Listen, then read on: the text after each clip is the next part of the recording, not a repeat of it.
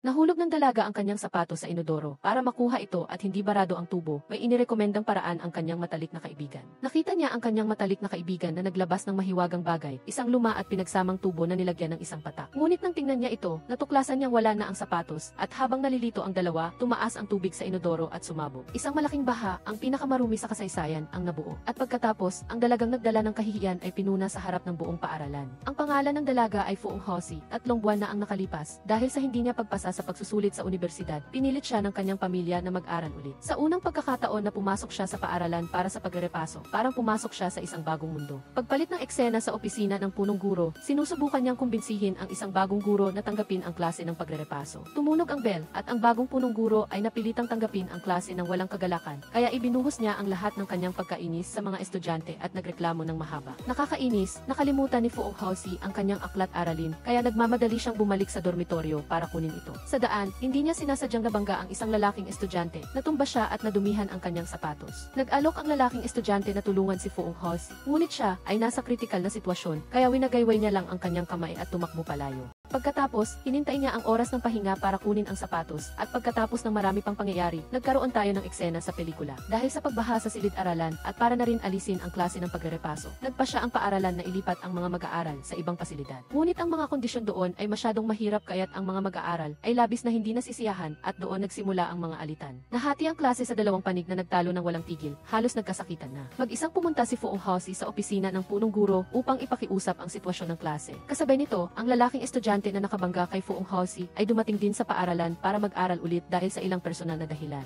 Sa simula, ang lahat ng nagrepaso ay mapupunta sa klase 13, ngunit hindi inaasahan dahil sa kanyang mahusay na pagganap, si Vela ay pinabora na makapasok sa regular na klase. Nagbigay ng kondisyon ang punong guro kung sa buwan ng pagsusulit, ang buong klase ay aabot sa average na 500 puntos, isa sa alang-alang niya. Agad na ibinalita ni Fu Hongxi ito sa buong klase. Tinantya nila, maaabot ito ng klase, ngunit kulang pa sila ng isang tao. Kaya, naisip ni Fu Hongxi si Vela upang mapangiti at makumbinsi ang kabilang panig na lumipat ng klase. Nagdala si Fu Hongxi ng isang bag ng pinatuyong bunga ng plum. Ngunit hindi inaasahan, hindi siya pinansin ni Vela. Hindi sumuko, sinundan ni Fu Hongxi si Vela at natuklasang madalas siyang nangongolekta ng mga insekto. Kaya, ginugol niya ang buong araw sa paghuli sa kanila at dinala ito sa klase kinabukasan para kay Vela. Ngunit dahil sa kapabayaan, natapon niya ang kahon ng insekto at ang fossil ni Vela. Dahil sa labis na inis, diretsahang tinanggihan ni Vela ang alok ni Fu Hongxi. Pagbalik sa klase, nakita ng kanyang mga kaklase na naglaho na ang pag-asa, kaya't nag-umpisa silang mag-impake at naghanda ng umalis. Dahil sa pag-aalala, tumakbo si Fu Hongxi ng mag-isa. Sa field, ikinuwento ni Vela ito sa kanyang matalik na kaibigan. Malamang na nasa universidad na si Chak Pham gayon, at nang malaman niyang nagpa siya si Vela na kumuha ulit ng pagsusulit, buong puso niya itong sinuportahan at tinulungan pa si Vela na itago ito sa kanyang ama.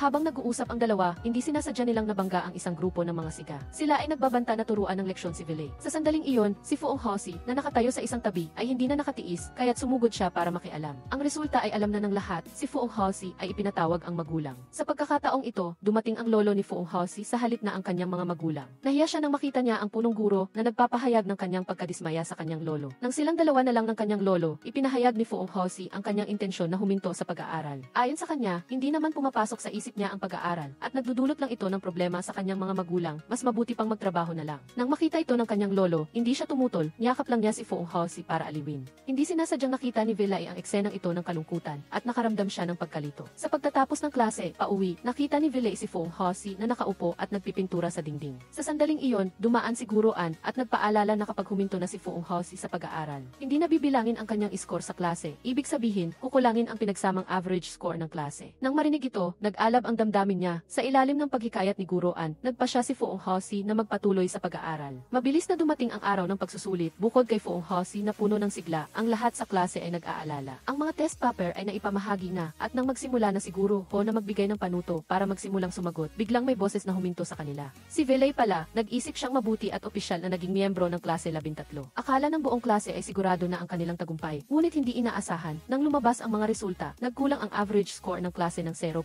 puntos. Sa sandaling tanggapin ng klase ang kanilang kapalaran, naglagay ng mga gamit sa bus at naghanda na papunta sa bagong pasilidad. Bigla silang hinarangan ng isang motorsiklo. Nagtanggal ng helmet ang kabilang panig, nagpakilala bilang bagong guro at sinabing hindi na kailangan pang umalis ng lahat. Mula ngayon, siya ang sasalo at sa ilalim ng pagkumbinsi ni Guro Doan, pumayag ang punong guro na ibalik ang klase 13 sa dating pasilidad. Nang araw na iyon, sa oras ng klase, ginamit ni Guro Doan ang materyales tungkol sa mundo ng hayop upang ipaliwanag ang tungkol sa primarya at sekundaryang mga consumer ng organismo. Ang lalaking estudyanteng nakasalamin sa harap ay hindi nakaintindi kaya nagtanong siya, ngunit ininsulto siya ni Dailay. Nagsalita si Ko Thuong para ipagtanggol siya, na nagresulta sa paglala ng sitwasyon. Sa huli, kinailangan ni Guro Doan na mamagitan, inihayag na dadalo siya sa isang seminar sa susunod na linggo at hiniling na magpadala ang klase ng isang mag-aaral upang kunin ang mga uniforme sa hapon. Nang marinig ang balitang ito, labis na natuwa ang buong klase. Kinagabihan sa dormitoryo ng mga babae, nagreklamo si Daim Daim na dahil bumisita si Ating Wiyet, hindi niya makuha ang limited edition album ng kanyang banda. Alam ni Fuong Hosi na pareho sila ng interes, kaya inilabas niya ang poster at ibinahagi ito.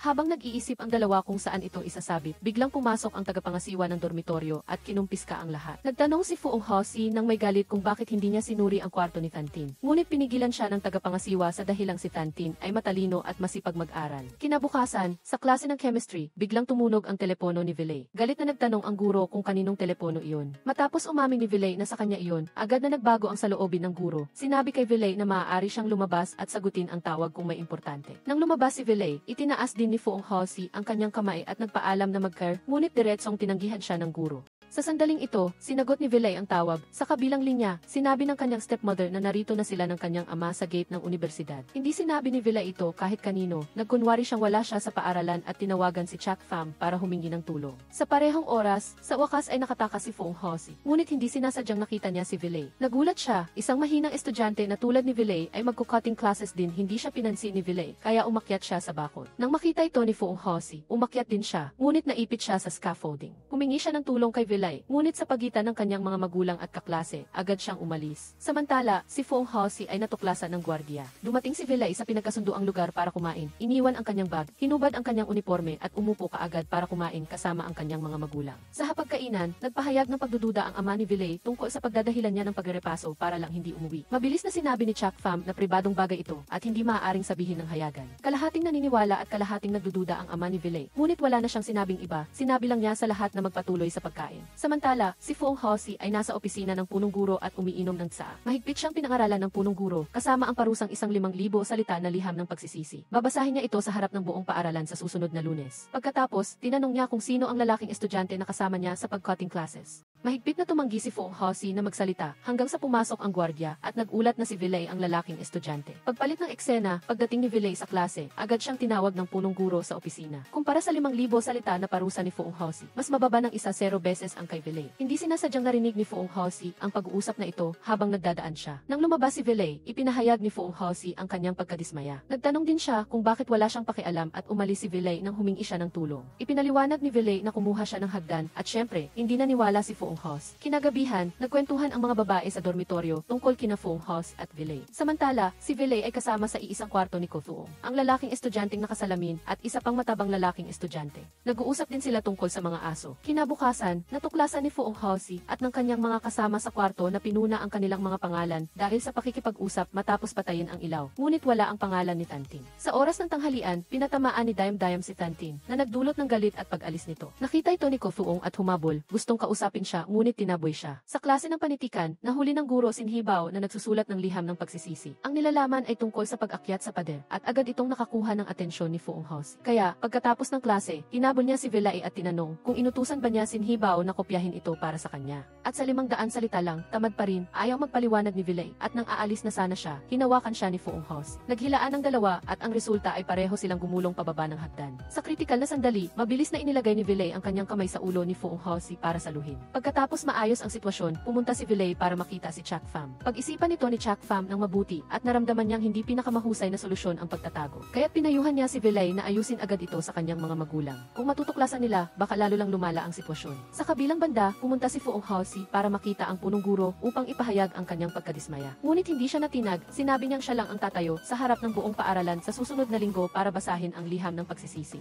Nagdala si Vilay ng kanyang mga gamit sa dormitoryo. Nang buksan niya ang bag, natuklasan niya na lihim na inilagay ni Chuck Pham ang isang pang-adultong libro sa loob. Agad siyang nataranta at dali-daling itinago ang libro sa kanyang bag sakto. Nakita ito ng tatlong kasama niya sa kwarto. Nagtaka sila sa ikinilos ni Villay, ngunit nagkunwari siyang wala siyang alam. Kinabukasan, habang nag-ehersisyo ang buong paaralan, naiwan si Fu Hongxi para maglinis dahil sa parusa. Sa paglilinis, hindi sinasadyang nahulog niya ang bag ni Villay at lumabas mula rito ang pang-adultong libro. Naguluhan si Fu Hongxi habang nagbabasa. Hinintay niya si Villay upang isauli ito, ngunit nakita ni Dailai ang eksenang ito. Inakala niya na nahuli si Fu Hongxi kaya gusto niyang isisi ito kay Villay. Kaya, nagkalat siya ng chismis sa buong klase. Hindi na nakatiis si Ko Thuong na nakaupo sa isang tabi, kaya sumugod siya para makialam. Ang resulta ay, silang tatlo ay inimbitahan sa opisina ng punong guro para sa tsaa at biskwit. Hindi inalam ng punong guro ang tama at mali at hindi nakinig sa paliwanag ni Fu Hongxi habang tinatanong siya ng kung ano-ano. Imbes na mag-aral, nanonood siya ng mga kalokohan. Ang pagsusumbong ni Dailai ay itinuring na pagpigil sa masamang gawi. Pagkatapos, pinayagan niya si Dailai na umalis muna at masayang pumunta si Dailai para kay Villay upang sabihin ang nagawa niya. Nang malaman ito, nagmadali si Villay sa opisina ng punong guro upang magpaliwanag. Medyo nagulat ang punong guro nang marinig niya ito, ngunit hindi niya nakalimutang bumulong na umaasa siyang hindi na siya magkakamali ulit. Si Tin Tan lang, kinuha ng tagapangasiwa ang dahilan na ito ay pagkain na dinala ng kanyang ina at hindi dapat sayangin. Lalo itong ikinagalit ni Demdem, kaya ibinigay ni Tin Tan ang kanyang pagkain at umalis. Dahil sa kasalanan ng pag-akyat sa pader, pinarusahan si Fu Hongxi na basahin ang liham ng pagsisisi sa harap ng buong paaralan. Umiiyak at malakas niyang inamin ang kanyang mga kasalanan, ngunit matalino rin niyang ipinahayag ang kawalang katarungan ng paaralan. Ang kanyang dominanteng paraan ng pagsasalita, na parang hindi natatakot sa kahit ano, ay nagpahanga sa lahat. Gayunpaman, may isang katotohanan na hindi mababago, at iyon ay pinarusahan si Fu Hongxi na maglinis ng bakura ng paaralan dahil sa pagsagot sa guro. Mabilis na bumalik si guroan mula sa kanyang business trip. Natagpuan niyang nakaupo pa rin ang buong klase sa kanilang mga dating pwesto, madaling nagtitipon at nag-ingay. Kaya, nagsimula siyang ayusin muli ang mga upuan at nagkataon, tumabi si Fu Hongxi kay Villay. Pagkatapos ng klase, nanatili si Fu Hongxi upang gawin ang kanyang parusa. Habang naglalakad siya sa tabi ng security room, nakarinig siya ng bulungan.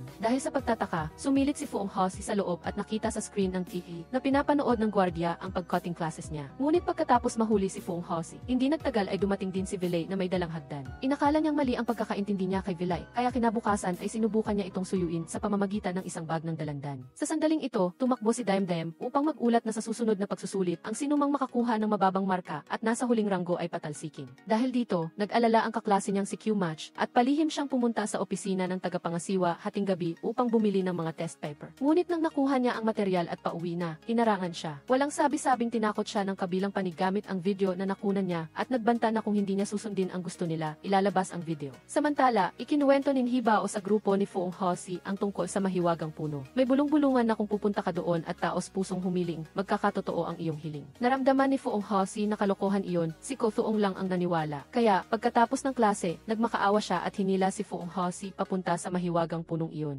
Doon, nagdasal siya at bilang tugon kay Ko Thuong, umugoy ang puno na parang pumapayat. Papunta sa paaralan, narinig ni na Fu Hongxi at Ko Thuong ang balita na ipinapasa ng ibang mga klase ang isang buod ng mahahalagang punto ng kaalaman para sa darating na pagsusulit. Agad na ginamit ni Ko Thuong ang kanyang koneksyon upang makakuha ng isang kopya. Nang gabing iyon, habang palihim silang pumasok sa printing room upang kopyahin ang material, hindi sinasadyang natuklasan ni Ko Thuong ang isang papel sa ilalim ng printer na siya palang test paper para sa natural science. Pagkatapos ng sandaling pag-aalinlangan, naglakas loob siyang palihim na kinuha ang test paper at dali-daling hinila si Fu Hongxi para tumakas. Pauwi, nakita nila si Q-Mash na tila nagtatago, kakaiba ang hitsura, ngunit pagkatapos ng ilang simpleng pag-uusap, hindi napansin ng dalawa ang anumang abnormalidad. Sa isang tagong sulok, lihim na ipinakita ni Ko Thuong ang bagong nakuha niyang tropeo, na lubos na ikinagulat ni Fu Hongxi. Kahit nag-aalangan, sa huli ay nagdesisyon pa rin silang itago ang test paper. Ang buong eksenang ito ay hindi sinasadyang nasaksihan ni Dailai na nagtatago malapit doon. Wala silang kaalam-alam, kinabukasan ay nagkita sina Fu Hongxi at Ko Thuong sa library upang sagutan ang test paper. Ngunit nakakainis, dahil sa limitadong kaalaman, wala silang nasagutan na kahit isang tanong. Sa isang desperadong pagtatangka, nagdahilan si Ko Thuong na humihingi ng tulong sa pagtuturo upang dayain ang matalinong estudyanteng si Villay na sagutan ito. Seryosong nagturo si Villay, ngunit dahil sa napakahinang batayan ng kaalaman, hindi pa rin maintindihan ni Fu Hongxi. Nang makita niyang nakatunganga lang si Fu Hongxi at ninunguya ang dulo ng panulat, nawala ng pasensya si Villay at nagbalak na umalis. Dali-daling humingi ng tawad si Fu Hongxi at nagmakaawang manatili siya. Matapos ang matagal na pagtuturo at paulit-ulit na pagpapaliwanag, natulungan ni Villay si Fu Hongxi na makaintindi at nakuha nila ang lahat ng sagot. Sa araw ng formal na pagsusulit, pumasok si Villay sa silid-aralan ng maaga. Gayunpaman, pagkabukas niya ng test paper, nagulat siyang mapagtanto na ang lahat ng mga tanong ay kakatuwang magkatugma sa mga tanong na pinasagutan sa kanya ni Fu Hongxi noon. Nang mapansin ang abnormalidad, humiling si Villay na palitan ang test paper. Sa panig ni Fu Hongxi, pagkatapos mag-isip, naramdaman din niya na dapat siyang umasa sa sarili at tumayo upang humingi ng kapalit na test paper. Ngunit tinanggihan siya ng guro. Mabilis na nabunyag ang insidente ng may nagsumbong. Ipinatawag ng punong guro sina Foong Hosi, Ko Thuong at ang mga magulang ng dalawa sa opisina. Doon, inihayag niya ang desisyon na paalisin ang dalawa sa paaralan. Sobrang galit ang ama ni Ko Thuong kaya sinampal niya ang kanyang anak doon mismo at umalis ng may matinding galit. Umuwi si Ko Thuong sa dormitoryo upang mag-impek ng maisama ng loob at nakasalubong niya si Vilay. Sa galit, pinaghihinalaan niya si Vilay na siyang nagsumbong sa kanya at sumugod para makipag-away. Huminto lang ang away nang dumating ang punong guro upang mamagitan. Pagkatapos, nagdala si Foong Hosi ng bag ng yelo para bisitahin si Vilay. Nang malaman na malapit nang paalisin si Foong Hosi sa paaralan, ibinahagi ni Vilay sa kanya ang teorya ng 37 na hakbang. Hinihikayat siyang huwag sumuko kundi subukan ulit ng may tapang. Samantala, sinusubukan din ni Guro na humingi sa board ng isa pang pagkakataon para sa kanyang dalawang estudyante. Bago ang bagong pagsusulit, muling kinanti ni Dailay si Ko Thuong. Lalo siyang nagalit ng panigan pa ng guro si Dailay. Dahil sa pakiramdam na hindi sila patas na tinatrato, gumawa sina Ko Thuong at Foong Hosi ng isang mapangahas na protesta. Nagdala sila ng mga upuan at mesa sa gitna ng field upang kumuha ng pagsusulit sa ilalim ng matinding sikat ng araw.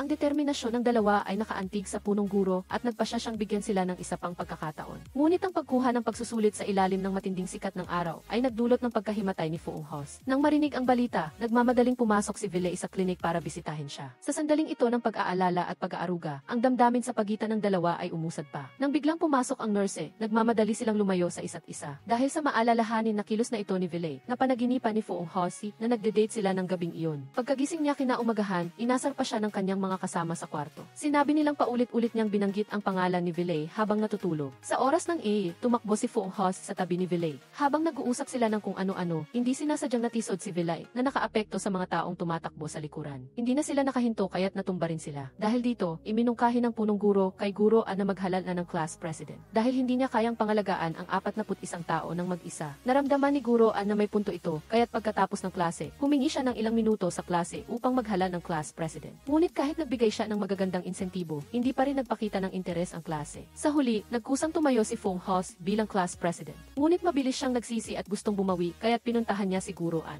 Ngunit iginiit ni Guro na hindi siya nagkamali sa pagpili. At inatasan pa siya ng trabaho na bumunot, ngunit iginiit ni Guro na tiyak na magiging magaling si Foong Hos. Pagkatapos, inatasan niya si Foong Hos na bumunot ng raffle para sa kinatawan ng klase para sa survey sa chemistry. Nag-alala si Foong Hosi, inalo siya ng guro, sa dami ng klase, sa atin pa ba tatama? Ngunit tunay na umiti ang kamalasan sa klase 13 nang mabunot ni Foong Hosi ang papel na kailangan nilang gawin ang gawain. Ang resultang ito ay nagdulot ng pagrereklamo ng buong klase. Sa pagkakataong iyon, ginamit ni Dailay ang trabaho ng pamilya ni Foong Hos bilang mga tagapaglibing upang kutyain siya na nagpagalit muli kay Ko Thuong na mapagmalasakit. Halos magkapisikalan ang dalawa. Pagkatapos ng self-study sa gabi, habang nasa washroom kasama si Tantin, napansin ni Foong Hos na mahirap alisin ang mansa sa cough ng kanyang kaibigan. Agad siyang nagkaroon ng ideya na bigyan ang bawat isa sa klase ng isang peres ng arm sleeves. Sa isip, ginawa niya, tumawag si Foong Hosi sa bahay at humingi ng tulong sa kanyang ina. Kinabukasan, dinala ng kanyang lolo ang arm sleeves sa paaralan. Kahit na masiglang ibinigay ni Foong Hosi ang mga ito sa kanyang mga kaklase, tila walang gustong tumanggap at tinanggihan nila. Sa huli, sina Vilay at Tanting lang ang masayang tumanggap nito. Pagkatapos ng ilang araw, nagsimula ang klase 13 sa pag-shoot ng video ng lecture. Sa ilalim ng mainit na panahon, lahat ay pawis na pawis at gutom na gutom. Nang matapos ang shooting, hindi na inabutan ng klase ang oras ng hapunan.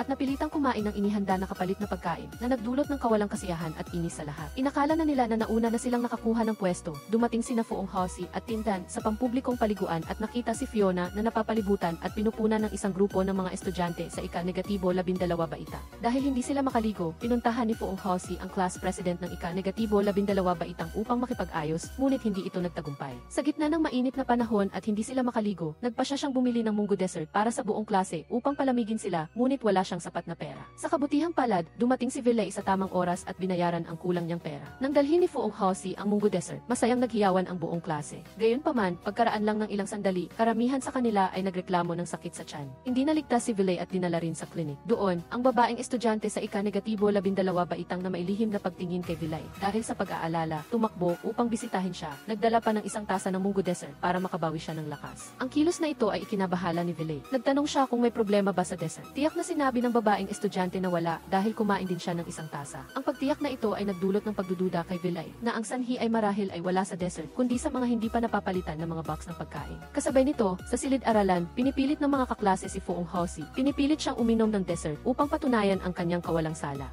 Sa pinakamahigpit na sandali, bumalik si Vilay at sinabi ang kanyang pagdududa. Pinapayuhan ang klase na huwag magsisihan hanggat walang ebidensya. Nang marinig ito, tumigil ang lahat sa pamimilit, nakaramdam ng kalungkutan at galit. Tanging ang pagyak na lang ang nagawa ni Fuong Halsey sa kanyang lamesa. Kinabukasan, sinhibao na ang turn para maglinis at siya ay lubos na nasasabik dahil kasama niya ang kanyang crush. Naglakas loob din siyang hilingin kay Fiona na bigyan siya ng English name. Ang Nhi ay 2 at ang Bao ay maaaring maintindihan bilang treasure o baby. Ngunit para paikliin, maaari siyang tawaging baby ni Fiona. Gayunpaman, hindi pinansin ng dalaga ang pahiwati. Kinabukasan, nagdao siguro ang class meeting. Inihayag niya na ang sanhi ng mass poisoning ay dahil sa pagkain sa cafeteria. Kasabay nito ay pinuna si Dailae dahil sa maling pag-akusa sa kanyang kaklase at nagpaalala sa buong klase na dapat silang magkaisa. Nang marinig ito, nalungkot ang lahat, yumuko at humingi ng tawad kay Fuong Halsey. Nang gabing iyon, sabay-sabay na pinanood ng klase ang video ng lecture na kanilang kinunan. Ganap na nawala ang mabigat na kapaligiran at napalitan ito ng malakas na tawanan. Lahat ay nagtipon sa paligid ng Ziyi,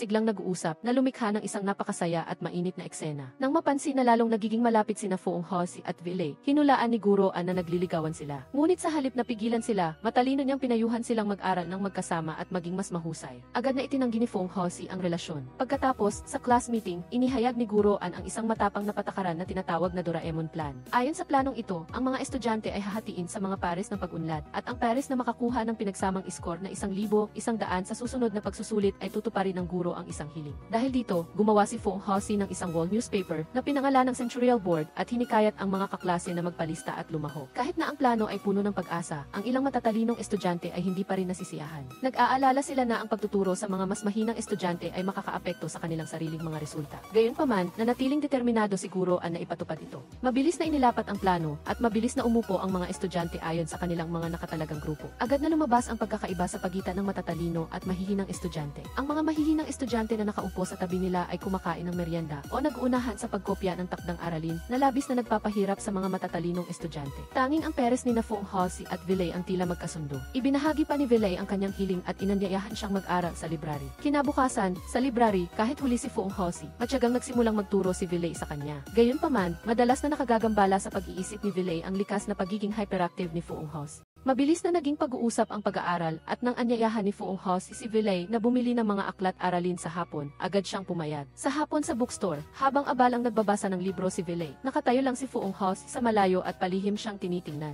Biglang tumingala si Vilay, nagtagpo ang kanilang mga mata at naging awkward ang kapaligiran. Pauwi, habang naghihintay ng bus, tinukso ni Fuong Halsey si Vilay na mayroon pa ring pagkabata nang makita niyang bumili ito ng isang aklat larawan ng mga nilalang. Sa sandaling iyon, biglang yakap siya ni Vilay na ikinagulat ni Fuong Halsey dahil dumaan lang pala ang kanyang mga magulang. Pagkatapos noon, kailangan nilang umupo at harapin ang mga magulang sa isang coffee shop, tahimik at kinakabahan. Para itago ang katotohanan, huminto siya sa pag-aaral para magrepaso. Napilitan si Vilay na magsinungaling na bumalik siya para makasama ang kanyang kasintahan. Nagulat si Fuong Halsey, ngunit inakala niya na may sariling dahilan si Vilay, kaya hindi niya ito ibinunyag. Pagkatapos, nagdahilan sila na may kailangan silang gawin at umalis. Pauwi, pumayag si Fuong Halsey na panatilihing lihim ang sekreto ni Vilay. Ngunit hindi inaasahan, biglang dumating ang kanyang stepmother. Agad niyang nalaman ang sitwasyon, ngunit hindi lang siya pumayag na panatilihing lihim, kundi binigyan pa si Vilay ng allowance. Pagbalik nila sa klase, kumalat na ang chismis na nagde-date sina Vilay at Fuong Halsey. Sa halip na magpaliwanag, tahimik na bumalik si Weilai sa kanyang upuan. Ang saloobing ito ay medyo nagpalungkot kay Fang Su. Nang gabing iyon, hinarang ng high school senior na lihim na nagkakagusto kay Weilai ang daanan niya para questionin siya. Tamad na nagpaliwanag si Weilai at umalis pa rin kahit galit ang dalaga. Dahil sa inggit, naghanap ng paraan ang dalagang ito para maghiganti sa pamamagitan ng pagbuhos ng tubig kay Fang Su habang siya ay nasa banyo. Nag-away silang dalawa at tumigil lang nang awatin sila ng guro. Samantala, matagal nang naghihintay si Weilai kay Fang Su sa silid aklatan, ngunit hindi siya nakita. Sa pagkalito, nagpa siyang bumalik ang binata sa klase at ibinigay sa dalaga ang mga tala na inihanda niya. Nang makita niyang tila na dismaya siya sa kanya, sinabi ni Fang Su ang tungkol sa nangyari.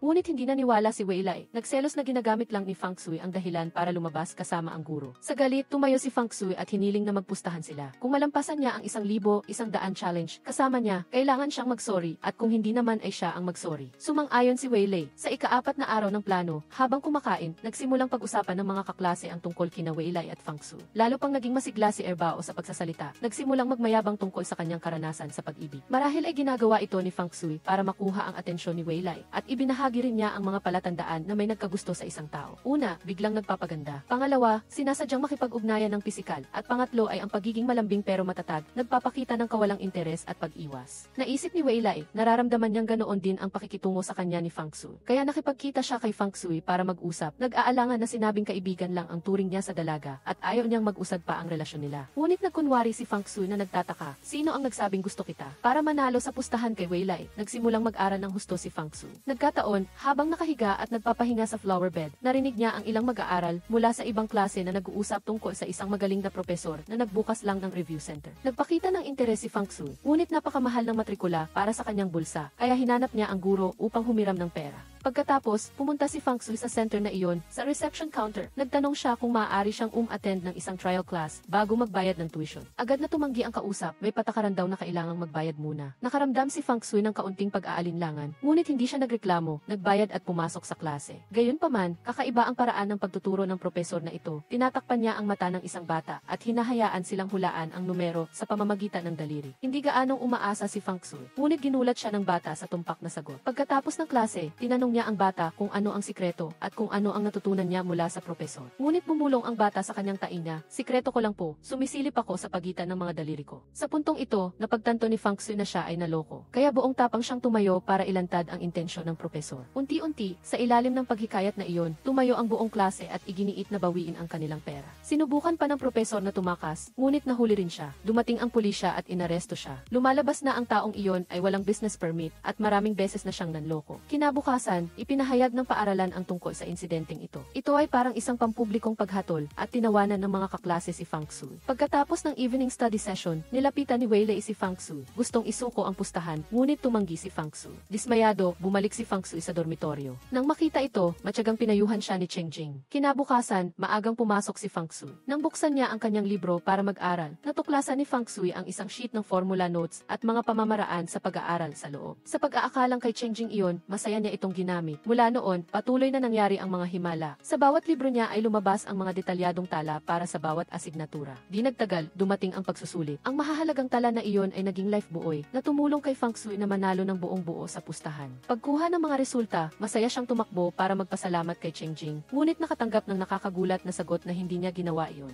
Isang malaking tanong ang pumasok sa isip ni Fang Sui. Kaya, sino ang tahimik na tumulong sa kanya? Binalikan niya ang bawat tala, maingat niyang inihambing ang sulat kamay sa lahat ng tao sa klase. At pagkatapos, nagulat siya nang makita na ang may-ari ng pamilyar na sulat kamay na iyon ay walang iba kundi si Wei Lai. Sa mismong sandaling iyon, sa loob ng klase, ang pulutong ay nakapaligid kay Wei Lai. Sumigaw sila na gawin niya ang kanyang pangako at humingi ng tawad kay Fang Sui dahil sa pagkatalo sa pustahan. Walang pag-aalinlangan, sumugod si Fang Sui sa gitna ng pulutong. Nagsalita para ipaliwanag ang mga hindi pagkakaunawaan sa pagitan nilang dalawa na naglaho. Pagkatapos ng klase sa biology, inihayag ng guro ang tungkol sa pagbubukas ng mga advanced na klase. Nakaharap sa class assignment board, tiningnan ni Kiao, may ang listahan, at biglang lumabas ang kaibigan na lihim siyang kinuhanan ng litrato noong nakaraan. Dahil mayroon siyang mahalagang alas sa kamay, inutusan niya si Kiao maisa lahat ng bagay, kasabay ng kanyang nakakasuklam na tingin na hindi maiwasang kilabutan si Kiao Mai. Sa kabilang banda, upang mabawasan ang pagkakamali, binuksan ni Fang Sui ang eye exercise video para panoorin ng buong klase. Sa sandaling nagrereklamo ang lahat, dumating ang guro sa klase, hinanap si Wei Lai at hiniling kay Fang Sui na kunin ang mga materyales. Inutusan si Wei Lai na maglinis ng display cabinet. Sa mga ito, naakit siya sa isang tropeo na may kaugnayan sa paleontology.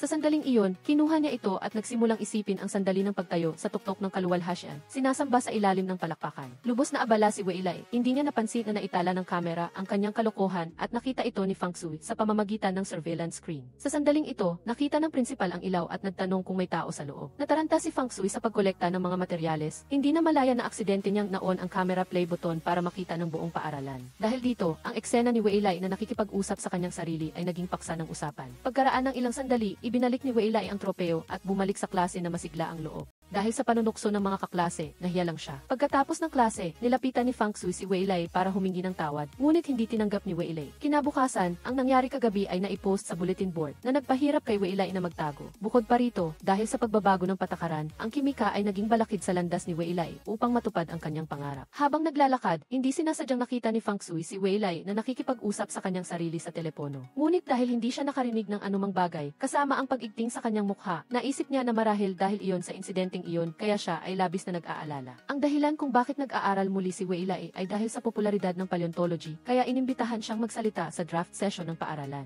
Nahaharap sa mga walang kabuluhan at mapang-ipit na tanong mula sa Eli, labis siyang nailang. Mabuti na lang at dumaan si Feng Shui at inalis ang awkwardness para gumaan ang kapaligiran. Noong gabi, ang guro ng advanced class ay nagtuturo ng kimika at nagtanong kay Wei Lai. Ngunit dahil magkaiba ang focus ng kaalaman kumpara noong nakaraang taon, hindi talaga nakasagot si Wei Lai. Nang makita ito, nagsimulang manukso ang mga grade 12 na mag-aaral. Hindi na nakatiis si Dala, kaya sumugod siya para makipag-away at mabilis na nagkaroon ng gulo. Upang mapakalma ang gulo, nagbigay ng pagsusulit ang guro. Sa loob ng itinakdang oras, ang sinumang unang makatapos ng sagot ang mananalo. Samantala, sa grade 13, nagtitiis ang buong klase sa walang tigil na panunukso ng kanilang guro. Ang resulta ay lalo lamang nagpagalit sa guro. Pinarusahan ang klase na manatili hanggang 12 oras ng hating gabi. Hindi sumang-ayon si Feng, kaya umalis siya na ikinagulat ng lahat. Pagkatapos, nagplano siyang pumunta sa electrical system room ng buong paaralan. Sa kabilang banda, si Wei Lai ay nasa gitna pa rin ng matinding labanan. Binura niya at sinulat muli ang sagot hanggang sa pinawisan siya dahil sa stress. Nang si Wei Lai ay nasa bisarado at ang kalaban ay tuwang-tuwa, sa kabutihang palad, naputo ng guro ang circuit breaker sa tamang oras. Kaagad, kinailangang ihinto ang kompetisyon, huminga ng maluwag si Wei Lai. Samantala, hiniling ng guro ng chemistry sa buong klase na manatili at siya lang ang umalis upang suriin ang supply ng kuryente. Ngunit pagkaalis ng guro, naglabasan ang mga estudyante ng grade 13 ng sabay-sabay, parang mga bubuyog na lumabas sa pugad. Naalala ni Feng Shui ang plano ng guro, sa halip na questionin siya, pinuri niya siya dahil sa mahusay na pagganap. Kinabukasan, sa flag ceremony, inihayag ng prinsipal na mahigpit niyang imbestigahan ang nagdulot ng power outage, ngunit hindi ito pinansin ng guro. Sa isa pang pangyayari, tinawag ng guro ng advanced class si Wei Lai sa faculty room para kausapin siya. Bagamat naantala ang kompetisyon, mula sa pagganap ni Wei Lai, nahulaan niya ang level ng kaalaman nito. Kaya, pinayuhan niya si Wei Lai na pag-isipan ang kanyang pangarap. Nagkataon, narinig ito ni Guro Diao. Dali-daling hinabol ni Guro Diao si Wei Lai at hinikayat si Wei Lai sa pamamagitan ng pagtatanong tungkol sa ibang tao. Tinutulungan siyang maunawaan kung gaano kahalaga ang magkaroon ng pangarap. Naupo silang dalawa sa flower bed at nag-usap. Nag-alok si Guro Diao na magsagawa ng isang espesyal na panayam kay Wei Lai para sa mga kaklase sa paaralan. Sa panayam, sa wakas ay ikinuwento ni Wei Lai sa lahat ang dahilan kung bakit niya pinili ang paleontology. Lumalabas, ang lahat ng pinag-iikutan niya ay may kaugnayan sa kanyang yumaong ina. Noong nabubuhay pa, siya ay isang toy designer. Noong panahong iyon, naobserbahan ni Wei Lai ang istruktura at nagkaroon ng interes, kaya sinundan niya ang larangan ng paleontology hanggang ngayon. Kasabay nito, nakita ni Tian Tian si Feng Shui na nakatingin kay Wei Lai kaya hindi niya maiwasang tuksuhin ito. Ngunit sa gitna ng paaralan, naramdaman nila na may nagmamasid sa kanila. Sabay silang lumingon at natuklasan niya ang isang malapit na kamera. Lumalabas, dahil sa insidente ng guro, naglagay ang paaralan ng mas maraming surveillance camera at lalo pa nilang hinayaan ang mga teknisyan na mag-install nito sa bawat klase. Simula nang magkaroon ng kamera, ang bawat galaw ng mga estudyante ay hindi nakalampas sa mata ng prinsipal. Halimbawa, sa oras ng klase, lihim na sumulat si Tian Tian ng love letter. Ang resulta, pagkalipas ng ilang segundo, lumitaw si Principal Lee at kinumpiska ang sulat. Dahil pinag-uusapan siya ng mga kaklase, labis na naapektuhan si Tian Tian, kaya nagtago siya sa banyo para umiyak. Hindi nakatiis si Feng Shui at nilapitan si Principal Lee na sinasabing nilalabag nito ang privacy, ngunit hindi ito pinansin ni Principal Lee. Walang magawa, nag-isip si Feng Shui ng ideya, iniisip na kung magreklamo ang karamihan, tatanggalin ni Principal Lee ang mga kamera. Sa kasamaang palad, lahat ay parang mga pagong na umuurong, walang nangahas tumayo. Nang makita ito, si Cheng Jing ang unang pumirma, sa ganoong paraan, nagkaroon ng lakas ng loob ang ibang mga kaklase na sumunod. Muling dinala ni Feng Shui ang petition letter upang makipagkita kay Principal Lee. Akala niya mananaig ang nakararami, ngunit pinalayas lang siya ng prinsipal. Sa cafeteria, patuloy na nag-uusap sina Feng Shui at ang guro tungkol sa estratehiya, ngunit hindi sila makahanap ng paraan para makalusot. Ang drumstick pa niya ay ninakaw ng guro. Pagkatapos ng evening study session, bumalik si Feng Shui sa dormitoryo at nagpatuloy sa pag-uusap sa mga kaibigan tungkol sa estratehiya. Sa huli, nagpasya silang huwag magsuot ng uniform jacket bilang protesta kay Principal Lee. Sinabi at ginawa, hinimok ni Feng Shui ang buong klase na huwag magsuot ng uniform jacket. Kahit may ilang tumutol, karamihan sa mga kaklase ay sumuporta sa pagkilos na ito. Habang ang lahat ay masigla, si Tian Tian sa isang sulok ay pinipiga ang libro sa kanyang kamay. Para sa kanya, ang pagkilos na ito ay lalo lang nagpapahiya sa kanya. Pagdating ng recess exercise time, ang lahat ng klase ay nagtipon na sa field. Tanging ang grade 13 lang ang hindi pa nakikita. Sa sandaling naisip ni Principal Lee na nagre-rebelde ang klaseng ito, naglakad na ang mga miyembro ng grade 13 na may mga damit na napakaganda. Ngunit lalo lang itong nagpagalit kay Principal Lee. Binigyan niya ang grade 13 ng pagkakataon na mag-isip muli at gaya ng inaasahan, si Dalai at ilang iba pa ay mabilis na umurong. Ang natitirang kalahati ng klase ay pinarusahan na tumakbo ng 20 laps. Ngunit ang pagkilos na ito ay nagbigay inspirasyon din sa maraming mag-aaral sa paaralan at kalaunan ay mas maraming mag-aaral ang sumali sa kanilang alyansa. Dapat sana ay isang magandang bagay ito, ngunit para kay Tian Tian, lalo lang itong nakakahiya. Ang pinakamatindi ay nang matapos siyang maghilamos, narinig niya ang mga panunuya tungkol sa kanya. Bukod pa rito, ang klase ng chess club ay sasali sa protesta. Dahil sa takot na mapahiya sa harap ng kanyang crush, nakipagtalo siya kay Fang Sui. Kinuwestiyon ni Tian Tian si Fang Sui na walang pakialam, na kumilos na walang pagsasaalang-alang sa kanyang nararamdaman. Dahil pinuna ng matalik na kaibigan, nakaramdam si Fang Sui ng libu-libong damdamin sa kanyang puso. Nakaramdam siya ng pagsisisi, ipinaalam niya sa ibang mga class president na kanselahin ang aktibidad na ito. Medyo hindi masaya ang mga estudyante nang marinig ito, ngunit wala silang nagawa kundi ang pumayat. Isang gabi, habang bumababa si Wei Lai para kunin ang labada niya, nakita niya si Fang Sui na nakaupo ng tulala sa ilalim ng bubong. Kaya binigay niya kay Fang Sui ang jacket niya para takpan sa ulan.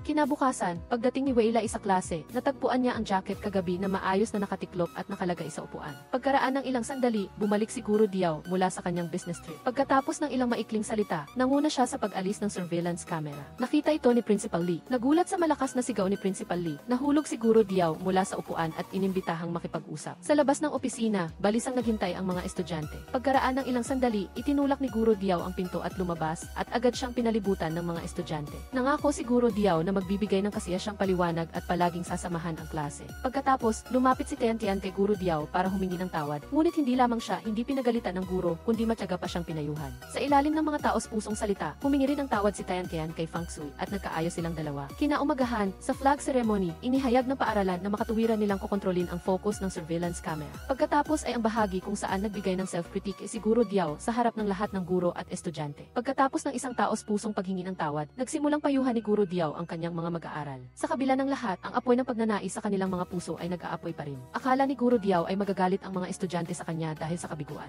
Ngunit nang itulak niya ang pinto ng silid-aralan, pumalakpak ng sabay-sabay ang grade 13. Nakita ni Guro Diao ito at naantig, at ang huling bahagi ay ang parent-teacher meeting. Sa dormitoryo, si Cheng Jing ay nagkakabangungot, kaya marahan siyang tinapik ni Tian Tian para gisingin ang kaibigan. Sa sandaling nagulat si Cheng Jing at nagising, pumasok si Fang Sui na may hawak na health check form at ipinaalam na pupunta sila para magpa-check up kinabukasan. Kinaumagahan, pumila ang buong klase para sa kanilang turn. Pagdating ng turn ni Cheng Jing, dahil sa sarili niyang dahilan ay tumanggi siyang ipapalit ang braso para sa pagkuha ng dugo na humantong sa pagtatalo sa nurse na naging dahilan upang magsimulang magbulungan ang mga kaklase sa likuran. Nang makita ang tensyonadong sitwasyon, dali-daling sumulong si Fang Sui para umalalay. Nang umalis si Cheng Jing, hinabol siya ng guro at nag-alok na tumulong, ngunit tinanggihan siya nito ng walang awa. Malungkot, nag-iisa ang guro na nakatayo sa balkonahe. Nang makita ito, lumapit si Fang Sui para aliwin siya. Nang araw na iyon, sina Cheng Jing at ang guro ay magkasama sa duty. Sinubukan ng guro na makipag-usap, ngunit hindi sinasadyang ikinagalit si Cheng Jing. Sa sandaling iyon, isang salamin mula sa itaas na palapag ang biglang nahulog. Sa mapanganib na sandali, sumugod ang guro upang protektahan si Cheng Jing at hindi sinasadyang tinamaan ng bubog, kaya kinailangan siyang dalhin sa infirmary. Sa infirmary, habang ginagamot ng doktor ang sugat ng guro, hindi sinasadyang nasabi ni Cheng Jing ang isang maling pangungusap kaya napagalitan siya ng doktor.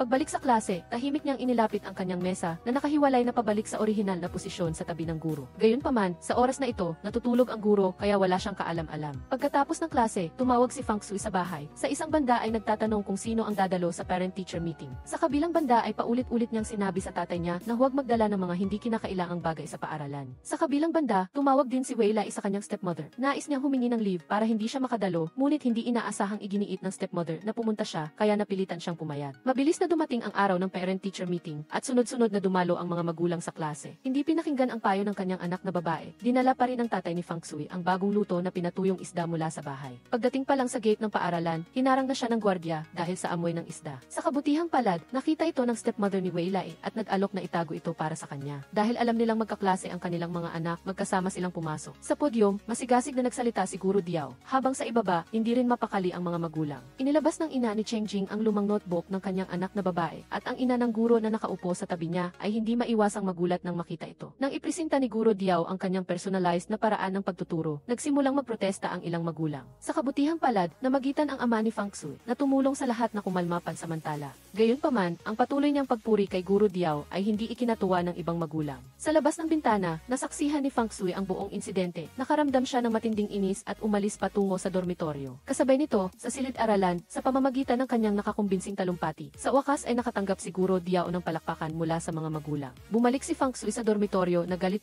nakita ni Tian Tian at Fiona ang masama niyang kalooban. Sinabi nila sa kanya na mamili siya para lumamig ang ulo. Sumunod si Fang Sui, ngunit habang pumipili ng sanitary napkin, hindi sinasadyang nakita niya si Wei Lai na pumipili ng boxer shorts. Biglang naging awkward ang atmosphere. Samantala, sa butika, bumili si Chengjing ng gamot para sa guro at nakita niya ang kanyang dating kaklase na si Zhang Ning. Agad silang naghanap ng coffee shop para mag-usap. Sa pagkakataong ito, ikinuwento ni Zhang Ning ang tungkol sa taong iyon. Pagkatapos umalis ni Chengjing, hindi matiis ng guro ang mga mapanuksong salita at pag-atake sa kanya, kaya nag-away sila at bilang resulta ay napatalsik siya. Pagkatapos ng parent-teacher meeting, ang ina ng guro ay nakipagtalo sa ina ni Chengjing tungkol sa pagpapatalsik ng kanyang anak. Pagdating ng gabi, bumalik si Chengjing na may dalang gamot at nagulat siyang makita ang kanyang ina na naghihintay pa rin sa kanya sa labas ng pinto ng dormitoryo. Tila may hidwaan pa rin sa pagitan ng mag-ina, kaya kahit napansin ni Chengjing ang mga sugat sa kanyang ina, nagkunwari siyang walang pakialam, kinuha ang mga gamit at tumalikod. Sa pasilyo, hindi sinasadyang narinig ni Chengjing ang pag-uusap ng mga kaklase tungkol sa parent-teacher meeting, dito lang siya napaliwanagan. Sa sandaling iyon, lumitaw ang guro, pinutol ang usapan ng lahat. Nang makita ang likod ni Chengjing na dali-daling umalis, hinabol siya ng guro. Si Chengjing ay palaging nagtanim ng sama ng loob sa guro dahil sa isang bagay sa nakaraan. Ngunit ngayon, nang maayos na ang lahat ng hindi pagkakaunawaan,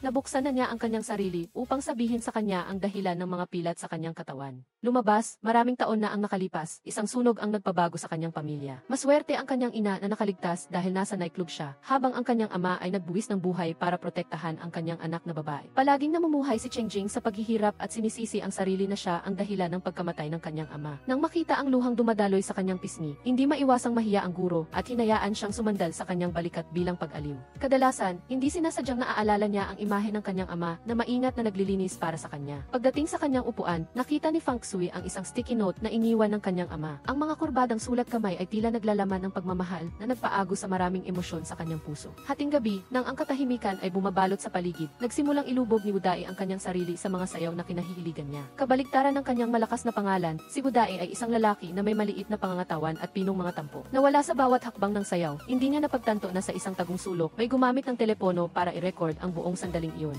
Kinabukasan, ang bulletin board ng paaralan ay nag-anunsyo tungkol sa nalalapit na anibersaryo ng pagtatatak. Sa sandaling kumalat ang balita, bago pa man makapag-usap ang mga mag-aaral ng grade 13, ay binaliwala na ng gwardiya ang kanilang pag-asa sa pamamagitan ng pag-anunsyo na ipinagbabawal ang pagdalo. Naramdaman ng grade 13 na ito ay isang magandang bagay, ngunit hindi inaasahan na ito ay peking balita lamang. Iginigiit ni Guro Diao na ang klase ay dapat magkaroon ng hindi bababa sa isang cultural performance. Nagtanong siya kung sino ang gustong sumali at kaagad, naging madilim ang kapaligiran. Bagamat may ideya si Wudai sa kanyang puso, tahimik siyang nanahimik sa harap ng kawalang interes ng kanyang mga kaibigan. Sa cafeteria, nagkakagulo sina Fang Shui at Chayan tungkol sa kamakailang insidente ng pagkawala ng kable na nangyari sa paaralan. Habang sinasadya ng dalawang matalik na kaibigan ni Fang Shui na isabay siya kay Wei Lai, walang pag-aalinlangan siyang dumiretso kay Wudai. Sa pagiging agresibo ni Fang Shui, ang lalaking introverted ay nagulat at tumayo at umalis. Sa daan, hindi sinasadyang dumaan si Wudai sa gift at nakita ang mga babae mula sa ibang klase na masigasig na nagsasanay para sa seremonya. Ang kanyang mga mata ay nagningning sa paghanga at pananabik. Sa sandaling ito, humabol si Fang Shui, matalas na napansin ang mabibigat na damdamin sa puso ng kanyang kaibigan. Sa pamamagitan ng pag-uusap, nalaman niya na si Wudai ay nag-aaral ng sayaw sa loob ng maraming taon. Determinado si Fang Shui na tulungan ang kanyang kaibigan na sumikat sa entablado, kaya naglatag siya ng isang matapang na estratehiya, ngunit mabilis itong pinawalang bisa ni Principal Lee sa ilang salita lang. Hindi pinanghinaan ng loob, nagbigay ng kondisyon sina Fang Shui at Wudai. Sisikapin nilang makakuha ng karagdagang 30 puntos sa susunod na pagsusulit. Sa harap ng determinasyon nilang dalawa, sa wakas ay pumayag din ang principal.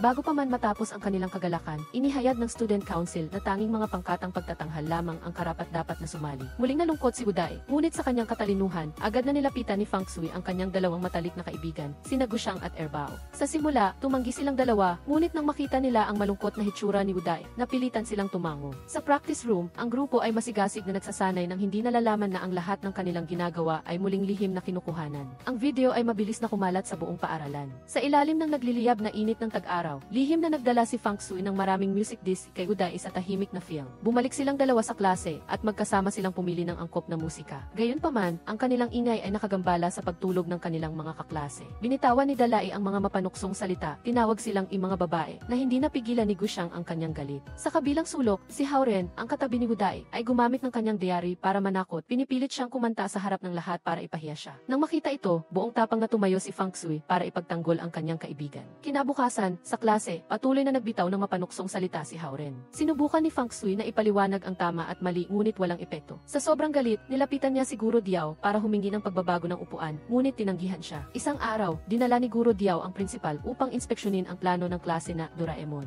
Upang makamit ang kanyang layunin na magpalit ng upuan, nagpanggap si Fang Shui na gusto niya si Wei Lai at kung patuloy siyang upo sa malapit, magiging pabaya siya sa pag-aaral dahil sa damdamin.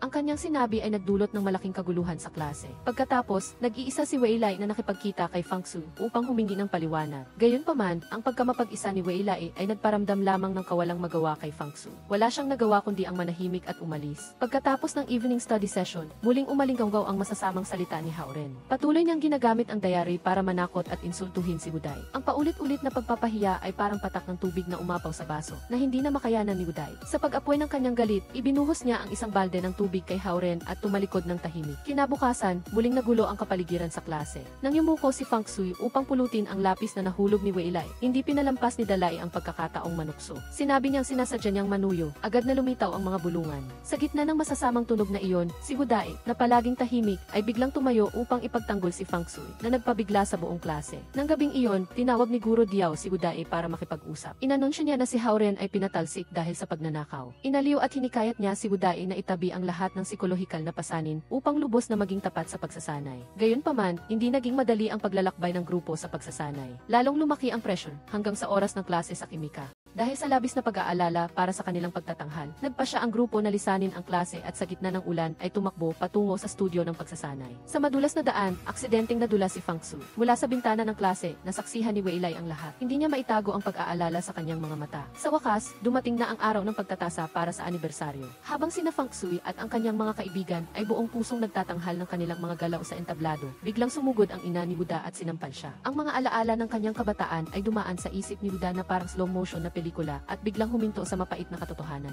Nakaupo sa isang bangko sa tabi ng kalsada, hinarap niya ang matinding galit ng kanyang ina. Mariing tinutulan niya ang pag-aaral ng pagsasayaw ng kanyang anak at hiniling na tigilan niya ito. Sa galit, sinisi rin niya ang sarili dahil sa pagiging abala sa paghahanap buhay, kaya napabayaan niya at ang pagkabata ng kanyang anak ay lumipas na kulang sa atensyon. Taglay ang kalungkutan at pakiramdam na hindi siya nauunawaan, mag-isang umupo si Buda sa dance studio. Sa sandaling ito, sinamahan at inalo siya ni Fang Su at unti-unti siyang nagtiwala, hinayaan siyang pakinggan ang lumalaking pagitan sa pagitan niya at ng kanyang ina sa paglipas ng mga taon. Dahil sa paghihikayat ni Fang Sui, natagpuan ni Buda ang kanyang paninindigan at nagpa siyang ipagpatuloy ang kanyang pagnanasa sa pagsasayaw. Gayunpaman, ang saya sa dance studio ay hindi nagtagal bago dumating ang sakuna. Habang naglalaro ang apat at nagpapaligsahan ng galing, hindi sinasadyang na-spray ni Gushang ang kanyang bukong-bukong. Habang binibendahan siya sa infirmary, agad na tumakbo si Cheng Jing nang makatanggap ng balita na hindi maitago ang pag-aalala sa kanyang mga mata. Sa pagkakita sa eksenang iyon, umiti na lang ang lahat na may pagkaunawa. Ang insidente ni Gushang ay naglagay sa grupo sa mahirap na sitwasyon. Nawala ng pangunahing miyembro, maging ang pag-aayos ng pormasyon ay naging isang mahirap na problema. Nag-aalalang tinanong ni Fang Sui ang bawat isa sa klase sa pag-asang makahanap ng tulong. Sa sandaling iyon, nakita niya si Dailai na nakatayo sa tabi ni Weilai at nagbabalak na humingi ng tulong. Gayunpaman, inakala ni Weilai na ang tingin ni Fang Sui ay nakatuon sa kanya. Nang hindi dumating ang imbitasyong inaasahan niya, sa halip ay kay Dailai ito napunta. Nagsimulang makaramdam ng selo si Weilai. Kinaumagahan, sinabi ni Erbao kay Weilai na palagi siyang nag-uusap habang natutulog at tinatawag ang pangalan ni Fang Sui, na nagdulot ng pagdududa kay Weilai. Sinabi ni Erbao ang kwentong ito kay Fang Sui at hinikayat siyang subukang imbitahan muli si Weilai. Kahit na si Fang Sui ang kusang nag-alok, nagkunwari pa ring malamig si Weilai at tumanggi dahil sa kanyang pagmamataas. Sa oras ng tanghalian, nang dalhan ni Cheng Jing ng pagkain si Gushang, ginamit ni Fang Sui ang pagkakataon na tuligsain si Weilai dahil sa kawalan ng diwa ng pagkakaisa na nagpainit ng ulo sa kanya kaya umalis siya. Samantala, umusad naman ang pag-ibigan ni na Cheng Jing at Gushang.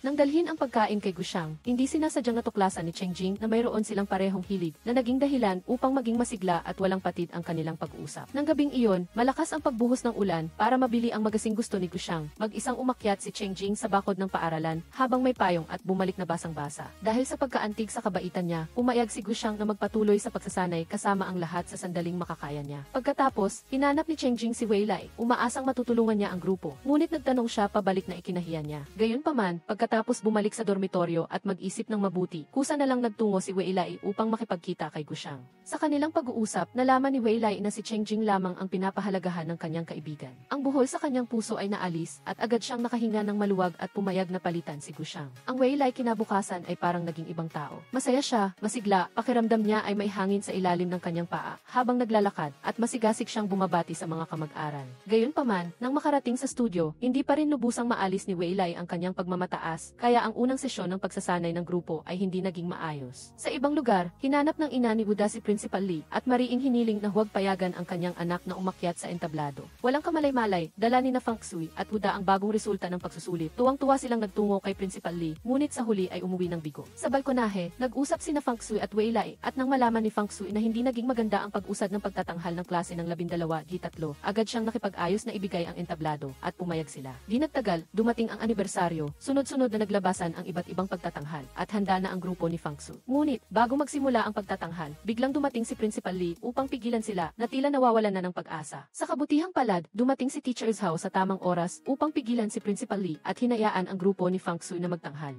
Sa entablado, patuloy na gumawa si Wuda ng mga makapangyarihang galaw na ikinamangha ng mga tao sa ibaba. Sa gitna nila, nakita rin niya ang kanyang ina na dinala pala ni Feng Shui doon upang mapanood at maunawaan niya ang pangarap ng kanyang anak. Sa oras ng pag-aaral, nakasuot ng earphone si Feng Shui at nakikinig ng musika. Sa sandaling ito, biglang nag-inspeksyon si Principal Lee at kinumpiska ang earphones ni Feng Shui. Ang katabi niyang si Wei Lai ay natuwa, ngunit hindi niya alam na parusa ang kasunod. Kinumpiska rin ni Principal Lee ang telepono niya. Pagkatapos ng klase, nanatili sina Wei Lai at Feng Shui upang idikit ang listahan ng mga silid-aralan para sa pagsusulit. Habang naglalaro, hinawakan ni Wei Lai ang kamay ni Feng Shui at tahimik silang nagkatitigan. Sa sandaling iyon, narinig nila ang matinding sigaw ni Kiao Mai at agad silang tumakbo upang tingnan. Takot na mabunyag ang lihim, mabilis na nagdahilan si Kiao Mai. Kinabukasan, pagkatapos ng pagsusulit, dinalhan ng mga magulang ni Feng Shui ang isang tumpok ng mga bagay. Ngunit, habang nakabantay si Feng Shui, kinalkakal ng mga kaklase ang mga ito at nag-ingay sa pagtalakay. Pinangunahan pa ni Dailai ang pagturo at sa galit, umalis si Feng Shui. Ang lahat ay dahil nagkamali ng kuha ng pakete ang tatay ni Feng Shui. Lumabas si Feng Shui ng gate ng paaralan upang kausapin ang kanyang ama. Alam din ng ama na nagkamali siya at paulit-ulit na humingi ng tawad. Nang gabing iyon sa dormitoryo, inaliw ng mga kasama sa kwarto si Feng Shui. Pagkatapos ng ilang paglalaro, unti-unting lumamig ang kanyang galit. Kinabukasan, inihayag ni Teacher Zhao sa klase na nakuha ni na Feng Shui at Wei Lai ang 1,000 puntos sa plano. Sa pagkakataong iyon, binanggit din niya ang paligsahan sa paghila ng lubid at iba pang aktibidad. Dahil sa biglaang pagkakatalaga, nagtungo si Wuda, Feng Shui at iba pa sa field upang pag-usapan ang mga aktibidad. Sa ibang lugar, paglabas pa lang ni Gu Xiang mula sa infirmary, natanggap na niya ang baon na dinala ni Cheng Jing. Pagkatapos ng ilang pagbibiruan, umalis si Cheng Jing na nahihiya. Sa klase, masigasig na hinihikayat ni Wuda ang mga kaklase, ngunit hindi naging mataas ang epekto. Sa sandaling iyon, dahan-dahang binuksan ni Gu Xiang ang pinto at pumasok. Sinabing gusto rin niyang sumali. Agad na nag-alab ang sigasig ng lahat dahil sa pagkilos na ito. Ang bawat isa ay masigasig na nagparehistro. Gayunpaman, mayroon pa ring ilang pagtutol. Kahit gaano pa man nagpayo si Feng Shui, hindi pa rin pinansin ng mga kaklase. Sa huli, kailangan pa rin ni Wei Lai na mamagitan. Nagkaisa ang mga mag-aaral ng klase 13 na nagwagi sa unang laban. Ngunit, sa kasamaang palad, nasugatan si Erbao at hindi na makakalahok sa mga susunod na laban. Samantala, biglang nagpasya si Tian Tian na otomatikong inalis ng lahat, nalalahok siya sa susunod na laban sa Class Crush. Sa labahan, nag-usap sina Tian Tian at Fiona tungkol sa isang bagay na may kaugnayan kay Class Crush noon. Nang makita siyang nananatiling balisa, matyagang inalo siya ni Fiona at opisyal na nagsimula ang kompetisyon sa paghila ng lubid.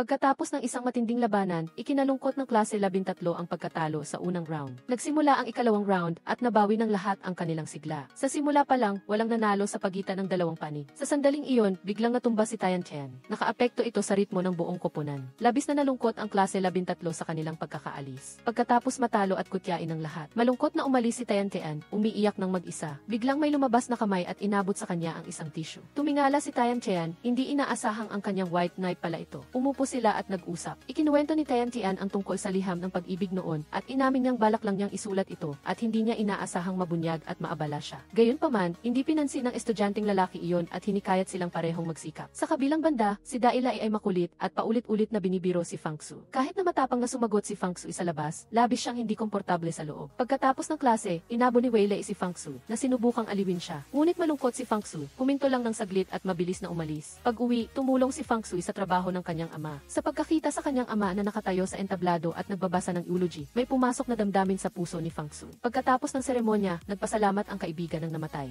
Tumanggi ang ama ni Feng Shui na tanggapin ang pasasalamat ng iba. Pauwi, humingi ng tawad si Feng Shui sa kanyang ama dahil sa mga hindi pagkakaunawaan sa loob ng maraming taon. Pagdating sa bahay, naghanda ang kanyang ina ng isang hapag na puno ng masasarap na pagkain. Ang dahilan ay tumawag ang paaralan upang batiin at purihin ang pag-unlad ni Feng Shui sa pag-aaral. Pagbalik sa paaralan, pumunta sina Feng Shui at Wei Lai sa istasyon ng telebisyon ng paaralan para sa panayam. Ngunit, halatang minamaliit ng kaklaseng nag-interview si Fang Su. Pagkatapos ng ilang mabilis na tanong, inilipat nila agad ang atensyon kay Wei Lai at si Fang Su, na nahihiya ay napilitang bumalik sa kanyang upuan. Ginamit ni Wei Lai ang pagkakataong ito upang ipagtanggol si Fang Su. Pinupuna ang mga kaklase na mahilig manira sa likod ng iba. Pagbalik sa kanyang upuan, kinuha ni Fang Su ang isang bote ng Yakult upang ipahayag ang kanyang pasasalamat. Tinanggap ito ni Wei Lai na hindi maitago ang kaligayahan sa kanyang mukha. Nang gabing iyon, nagmungkahi ang ina ni Fang Su na imbitahan si Wei Lai sa bahay para kumain. Sa isang napakahalagang gawain, sinubukan ni Fang Su na imbitahan si Wei Lai. Inakala niya natatanggihan siya, ngunit hindi niya inaasahan. Pagkasabi pa lang niya, agad na pumayag si Wei Lai. Ngunit hindi nagtagal, nakaramdam siya ng pagsisisi. Napansin ni Fang Su na may phobia si Wei Lai sa dumi. Sa pag-iisip sa kalagayan ng kanyang pamilya, natakot si Fang Su na kutyain siya ni Wei Lai, kaya nagsimula siyang maghanap ng paraan upang kanselahin ang naunang imbitasyon.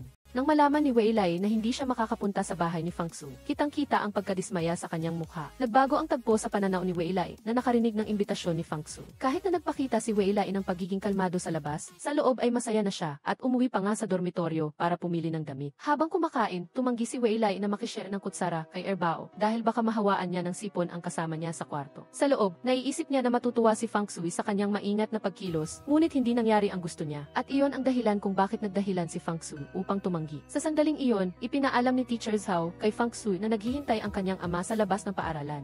Hindi sumuko si Wei Lai, nagpasya siyang samantalahin ang pagkakataong ito upang makapunta sa bahay niya at sabay silang nagtungo sa gate ng paaralan. Nalaman ni Wei Lai mula sa ama ni Fang Su na ang tinatawag na chickenpox ay gawa-gawa lang ni Fang Su upang harapin siya, kaya mas naging determinado siyang bumisita sa bahay ni Fang Su bilang panauhin. Kinabukasan, maagang dumating si Wei Lai sa hintuan ng bus ni Fang Su. Sa huli, magkasama silang sumakay sa iisang bus. Sa bus, nag-usap sina Fang Su at Wei Lai tungkol sa kanilang mga unang impresyon sa isa't isa. Labis na natuwa si Wei Lai sa narinig. Nag-usap sina Fang Su at Wei Lai tungkol sa mga pagkakataong tinulungan niya ang kanyang ama sa pagtulak ng kariton noon. Ikinuwento niya na madalas siyang natutumba habang itinutulak ang kariton. Pagkasabi pa lang nito, natumba si Fang Su, ngunit sa kabutihang palad, umandar ang sasakyan. Mabilis na tinulungan ni Wei Lai si Fang Su na bumangon at magkahawak kamay, sa wakas ay naabutan nila ang sasakyan. Pagdating sa bahay, nalula sina Fang Su at Wei Lai sa magulong eksena sa loob ng bahay. Dinalhan ni Fang Su si Wei Lai ng isang basong tubig at nagreklamo tungkol sa kanyang ama na nagpapahiya sa kanya. Sa sandaling iyon, bumalik ang ina ni Fang Su na nagmungkahi na samahan si Wei Lai sa isang lakad. Pumunta silang tatlo sa isang tindahan ng may nakapirming presyo at pagkatapos mamili, nagsimulang tumawad ang ina ni Fang Su sa may-ari ng tindahan. Dahil sa hiya, iniwan ni Fang Su si Wei Lai at mag-isang umalis. Hinila ng ina ni Fang Su si Wei Lai at nagsimulang ipakilala ang maliliit na gamit sa tindahan at sinamantala ang pagkakataon na ikwento ang pagkabata ni Fang Su. Pagbalik sa bahay, inakala ni Fang Su na nasa pinakamababa na ang kanyang imahe. Umaasa na ang hapunan ay makakabawi ng kaunting dignidad, ngunit nalaman niyang sira na ang inihandang alimango ng kanyang ama. Dahil sa kakulangan ng pangunahing ulam, ang hapunan ay naging espesyal na pansit ng pamilya Fang. Hindi inaasahan, si Wei Lai na kumakain ng pansit sa unang pagkakataon ay kumain ng masarap at nagkwentuhan ng kaunti ang ama ni Fang Su at si Wei Lai. Pagkatapos, inilabas ni Elvi Fang ang alimango na may amoy na. Labis na nahiya si Fang Su at ipinahiwatig niya na hindi iniisip ng kanyang ama ang kanyang dangal. Ang pagkilos ni Fang Su ay hindi sinasadyang naging gatilyo. Ang matagal nang nagpipigil na ina ay tuluyan ng hindi nakayanan at sunod-sunod na inisa-isa ang pagkakamali ng ama sa hapagkainan. Nainis si Elvi Fang at sumigaw bilang sagot. Ibinato ni Elvi Fang ang mangkok at umalis at mabilis na hinabol siya ni Fang Su. Naiwan lang sina Wei Lai at Elvi Fang na nahihiyang nagtinginan. Biglang nagmungkahi si Elvi Fang na lumabas para maglibang at pumunta silang dalawa sa parke. Patuloy na tumakbo si Elvi Fang sa unahan habang sumusunod si Wei Lai. Sa huli, huminto sila sa isang tindahan ng karne upang bumili ng pagkain.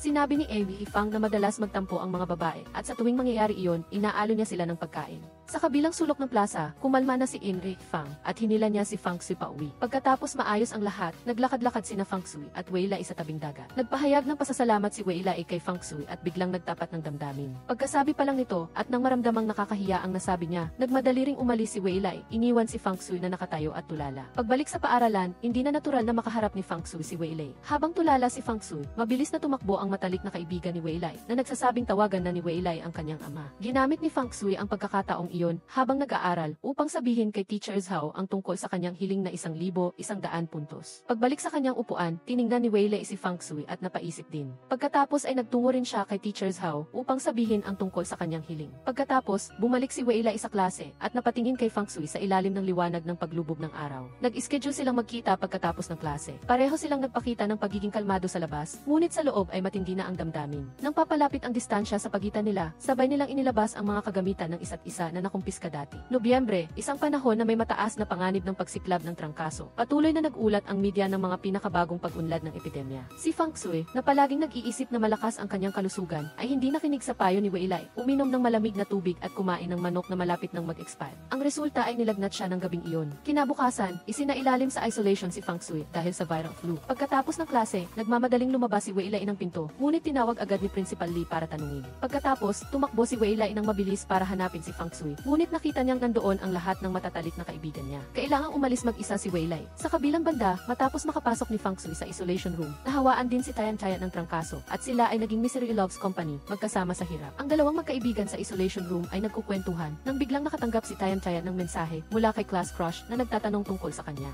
Ito ay labis na ikinatuwa ni Tian Tian, habang si Feng Shui naman ay nalungkot dahil hindi man lang siya dinalaw ng kanyang friendzone. Sa kabilang dako, humingi ng tulong si Wei Lai sa kanyang matalik na kaibigan upang bumili ng gamot para sa trangkaso, at nang matanggap ang gamot, hindi man lang nagpasalamat si Wei Lai at nagmadali siyang tumakbo upang ibigay ang gamot kay Feng Shui. Matapos mahirapan sa pagdaan sa mga control point, sa wakas ay nagkita silang dalawa. Sa bintanang may rehas, hiniling ni Feng Shui na kumanta si Wei Lai, ngunit tumanggi si Wei Lai at pinagalitan pa si Feng Shui na matigas ang ulo at walang alam. Habang nag-uusap sila, lalo silang nagkainitan, galit na isinara ni Feng Shui ang bintana at umalis. Malungkot na bumalik si Wei Lai at nagtungo sa water heater room para ilabas ang kanyang galit. Nakita siya ni Gu Xiang kaya lumapit at binigyan ng ideya si Wei Lai. Nang marinig ito ni Wei Lai, agad siyang natauhan, tumakbo sa broadcasting room para humiling ng kanta para kay Feng Shui. Naakit ng nakakaantig na himig ang simpatya ng mga kaklase at maging ni Principal Li. Pagkatapos, masayang naghanda si Wei Lai na hanapin si Feng Shui. Ngunit hindi niya inaasahan na maririnig niya ang sirena ng ambulansya. Dahil sa masamang pakiramdam, dali-daling nagmadali si Wei Lai at nakita ang walang lamang kama. Sinabi ni Tian Tian kay Wei Lai na kinuha na si Feng Shui ng ospital. Sa ospital, walang malay si Feng Shui at sinabi ng doktor sa mga magulang ni Feng Shui na maaaring nasa panganib ang kanyang buhay. Nang marinig ang masamang balita, nagtago ang ina ni Feng Shui sa pasilyo at humagulgol sa iyak, at pagkatapos umalo ang ama ni Feng Shui, umalis din siya para bumili ng pagkain. Sa supermarket, nagbago ang karaniwang gawin ng pagtitipid ni A.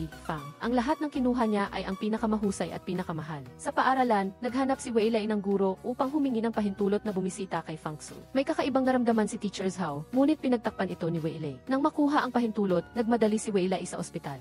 Sa bintana, nakita ni Wei Lai si Feng Shui na walang malay sa higaan ng ospital. Labis siyang nalungkot at muntik na siyang umiyak. Pagbalik sa paaralan, bilang pagsunod sa kahilingan ni N. Fang, bumalik si Wei Lai sa paaralan upang kunin ang cassette player ni Feng Shui. Sa rooftop, walang direksyong pinakinggan ni Wei Lai ang mga recording sa player. Bigla, narinig niya ang sarili niyang boses. Labis na nagulat si Wei Lai. Sa sandaling iyon, dahan-dahang lumapit si Cheng Jing at nagkaroon sila ng maikling pag-uusap sa rooftop. Upang marinig ni Feng Shui ang kantang hiniling niya, ginamit ni Wei Lai ang paglipat ng paaralan bilang kondisyon na nagbabanta kay Principal Li na palitan ang ringtone ng paaralan. Sa ospital, maswerteng nakaligtas si Feng Shui sa kritikal na kalagayan at masayang nagkasama-sama ang buong pamilya. Pagkagising, tiningnan ni Feng Shui ang mga dokumentong ipinadala ni Wei Lai at bigla niyang nakita ang liham na isinulat ni Wei Lai at napangiti siya nang hindi niya namalayan. Pagkatapos gumaling, bumalik si Feng Shui sa paaralan at sa pasilyo, tumunog ang bagong ringtone ng paaralan. Kasabay ng masayang tono, sinalubong si Feng Shui ng kanyang matatalik na kaibigan at nagyakapan ang grupo. Sa gitna ng mga gumagalaw na figura, nakita ni Feng Shui si Wei Lai na nakangiti sa kanya habang dahan-dahang hinila ang katabing upuan. Kahit walang salita, sinabi ng nanginginig na puso ang lahat. Kinabukasan, kumalat ang balita na hahatiin ang klase. Nagduda ang mga kaklase at naghihintay lang na makumpirma ni Teacher Zhao pagdating niya sa klase at hindi sila nabigo. Totoo ang balita. Pagkatapos ng klase, nagkaroon ng maikling pag-uusap si Teacher Zhao kay Fiona tungkol sa pag-aaral sa ibang bansa para sa filmmaking. Dahil dito, naguluhan at nag-alinlangan si Fiona. Isa pang oras ng pag-aaral, ginamit ni Wei Lai ang isang tanong sa kimika upang subukan si Feng Shui. Pagkatapos sumagot ng tama, humingi ng gantimpala si Feng Shui kay Wei Lai. Masaya ring naglabas si Wei Lai ng isang bote ng Yakult. Sa sandaling iyon, bumukas ang pinto ng may malakas na kalabog at nakita si Erbao na padabog na bumalik sa kanyang upuan. Nagtanong ang mga kaklase sa kanya, ngunit hindi sumagot si Erbao. Pagkatapos ng klase, muling nagsismisan si Dailai at ang isa pang kaklase tungkol sa nangyari kay Erbao. Sa galit, sinuntok ni Erbao si Dailai hanggang sa matumba ito. Dahil sa masamang pangyayari, nagmamadaling lumapit ang mga kaklase at pinaghiwalay ang dalawang nawawalan ng kontrol. Matapos paghiwalayin, umalis si Erbao nang mag-isa sa galit. Nang makita na hindi bumalik si Erbao sa klase sa buong araw, hinikayat ni Feng Shui ang lahat na hanapin siya. Naghiwa-hiwalay sila at binaligtad ang bawat sulok. Ang langit ay hindi nagpabaya sa kanila, isang hindi sinasadyang sulyap ni Feng Shui ang nakakita kay Erbao sa rooftop. Sa takot na mag-isip ng masama si Erbao, dali-daling hinila ni Feng Shui si Wei Lai sa rooftop upang hikayatin siya. Si Erbao ay nasa ilalim ng matinding emosyon at hindi makarinig ng anumang sinasabi. Nais niya lang ng katahimikan kaya umalis siyang mag-isa muli. Pagbalik sa klase, ipinaalam ni Feng Shui sa mga kaibigan na naghahanap na natagpuan na niya si Erbao. Sinabihan niya ang lahat ng maging kalmado muna. Sa kasamaang palad, nagsimulang magsalita ng walang patid si Dailay. Si Gushang, na may mainit na ulo, ay lumapit, itinaas ang kanyang kamao at nagbanta. Sa kritikal na sandali, si Teacher Zhao, na nakatayo sa pinto, ay sumigaw at pinigilan silang dalawa. Alam na ang mga mag-aaral ay nasa isang sensitibong panahon at walang gana ng mag-aral. Dinala ni Teacher Zhao ang buong klase upang panoorin ang pelikulang Saving Private Ryan. Pagkatapos ng pelikula, ginamit ni Teacher Zhao ang pelikula upang maghatid ng mga aral. Humihikayat sa lahat na bigyan si Erbao ng mas maraming atensyon. Kinabukasan, bumalik si Erbao sa paaralan, palihim na dumaan sa likod na pinto at bumalik sa kanyang upuan. Nang makita si Erbao na bumalik, binigyan siya ng lahat ng pinakamataas na taos-pusong pagbati na naghihikayat at nagpapasigla sa kanya. Sa kantin, kumakain si Fiona nang makatanggap siya ng mensahe mula sa isang kaibigan sa internet. Nang matanggap ang mensahe ng pakikipaghiwalay, nawala ng ganang kumain si Fiona at nagmamadaling tumakbo upang tawagan muli ang kaibigan na iyon, ngunit walang sumasagot. Sa pagkakataong ito, lalong nalungkot si Fiona. Sa examination room, hindi pinansin ni Fiona ang pagsusulit at nagpa siyang maagang magsumite ng kanyang papel, ngunit pinigilan siya ng tagapangasiwa ng pagsusulit. Hiniling niya kay Fiona na suriin ng mabuti ang kanyang papel, ngunit hindi nakinig si Fiona at sumagot pabalik sa tagapangasiwa mismo sa lugar. At pagkatapos, sa kabila ng mga salita ng tagapangasiwa, umalis si Fiona bitbit ang kanyang bag sa paghahanap sa kanyang kaibigan sa internet. Nasaksihan ni Fiona ang kanyang matalik na kaibigan na nakikipag-ugnayan sa ibang tao. Dahil sa pagkadismaya, wala siyang pagpipilian kundi umalis. Pagbalik sa paaralan, kailangan niyang harapin ang mahigpit na kritisismo ni Principal Lee. Sa huli, dahil sa interbensyon ni Teacher Zhao, si Fiona ay binigyan ng mas magaan na parusa, na binigyan lamang ng 0 para sa pagsusulit na iyon. Sa oras ng pag-aaral sa gabi, patuloy na nagriring ang telepono ni Fiona. Ang panginginig ay nakaapekto sa mga kaklase na tahimik na nag-aaral. Ginamit ni Dailay ang pagkakataong ito upang pagalitan si Fiona. Hindi na makatingin pa, tumayo si Cheng Jing upang ipagtanggol si Fiona. Pinakalma rin ni Weilai ang lahat upang mag-aral. Hating gabi, hindi makatulog, mag-isang nakatayo si Fiona sa pasilyo. Lumapit si Fang Sui upang aliwin siya, at pagkatapos ng ilang salita ng pang-aalo, bumalik silang dalawa upang magpahinga. Isa pang pagsusulit ang dumating, at ang paksa ng sanaysay ay isang magandang aksidente. Nang makita ang paksa, napatingin ang lahat kay Erbao. Tinakpan ni Erbao ang kanyang mukha, nakayuko sa kanyang mesa, at sumenya sa lahat na ayos lang siya. Huwag silang mag-alala. Pagkatapos ng pagsusulit, mag-isang umupo si Erbao sa rooftop at umakyat sina Fang Sui at Weilai upang aliwin siya. Hindi na nakayanan ang kanyang damdamin, humagulgol si Erbao sa iyak. Sa wakas, dumating na ang pinaka na sandali, pumasok si Teacher Zhao sa klase na may dalang report card. Si Teacher Zhao, na likas na mahilig magbiro, ay nagkunwari na parang maghihiwalay na sila, ngunit mabilis siyang nabisto ni Gushang at ng mga kaklase. Hindi na makapagpatuloy, inihayag ni Teacher Zhao ang pagkansela sa paghahati ng klase. Naghiyawan ang buong klase sa tuwa at nagsimula ang isang bagong klase sa biology sa mas masiglang kapaligiran kaysa dati. Available na ang mga resulta ng ikalimang mock exam, madaling nakuha ni Weilai ang no 1 na posisyon, habang matagal na hinanap ni Fang Sui ang kanyang pangalan sa no 206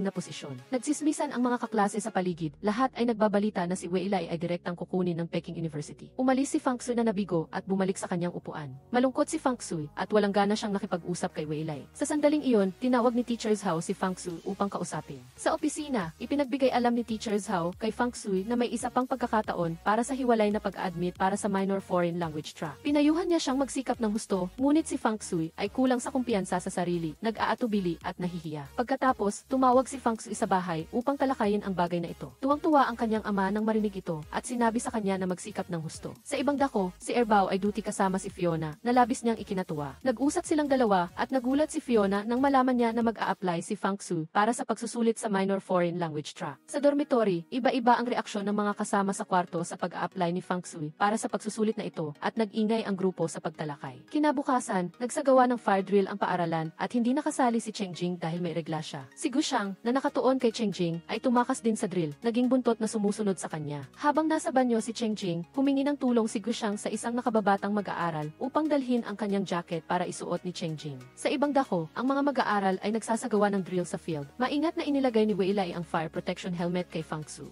Pagkatapos, sa entablado, ipinakilala ng punong guro ang isang senior, si Yan Zining, upang makilala ng lahat. Pagdating sa senior na ito, hindi ito maaaring maliitin, siya ay isang tao na nasa parehong antas ni Weilai, na pumasa sa universidad na may pinakamataas na marka sa science stream sa buong lungsod noong taong iyon. Nang matapos ang seremonya, sabay na bumalik sina Weilai at Fang Sui sa klase. Sa sandaling iyon, ang senior na kakalabas lang sa entablado ay tumakbo upang hanapin si Weilai. Inanyayahan niya itong kumain, ngunit mahusay itong tinanggihan ni Weilai. Nakatayo sa tabi, pinanood ni Fang Sui ang dalawa na nag-uusap usap na nakaramdam ng pag-aalala. Sa gabi, habang naghahanda si Fang Shui para maligo, nakita niya si Cheng Jing na naglalaba. Nagsabi si Fang Shui kay Cheng Jing tungkol sa masamang performance nito. Sinabing gusto niya itong maging katulad ng kaibigan. Ngunit sinabi naman ni Cheng Jing kay Fang Shui na siya mismo ang pinakamahusay. Sa araw, dumalo si Fang Shui sa kanyang unang auxiliary language class. Nang makita si Zining na matyagang nagwawasto sa pagbigkas ng kanyang mga kaklase, humanga si Fang Shui. Pagkatapos ng klase, lumapit si Zining kay Fang Shui upang makipag-usap. Sinabing matutulungan niya itong itama ang pagbigkas nito at umaasa na matutulungan siya ni Fang Shui na magpadala ng mensahe kay Wei Lai tungkol sa pagkuha ng litrato. Si Fang Shui, na dating labis na masaya, ay biglang natahimik. Pagbalik sa upuan, sa pagtingin sa dalawang tao na nagpakuha ng litrato sa ibaba, sumara ng bintana si Fang Shui dahil sa sama ng loob. Matapos magpakuha ng litrato, gusto pa ni Zining ang kung ano-ano, ngunit hindi interesado si Wei Lai at mabilis na bumalik sa klase. Pagdating sa upuan, kusang nakipag-usap si Wei Lai kay Fang Shui. Ngunit si Fang Shui na galit ay malamig lamang na sumagot. Sumuko si Wei Lai, yumuko at nag-aral sa kantina upang inisin si Fang Shui. Kusang nakipag-usap si Zining kay Wei Lai na nagpadabog sa galit ni Fang Shui. Pagkatapos ng pagkain, tinanong ni Zining si Wei Lai tungkol kay Fang Shui. Ngunit si Wei Lai ay malinaw na walang interes sa kanya, nagsalita lamang ng ilang salita at umalis ng mag-isa.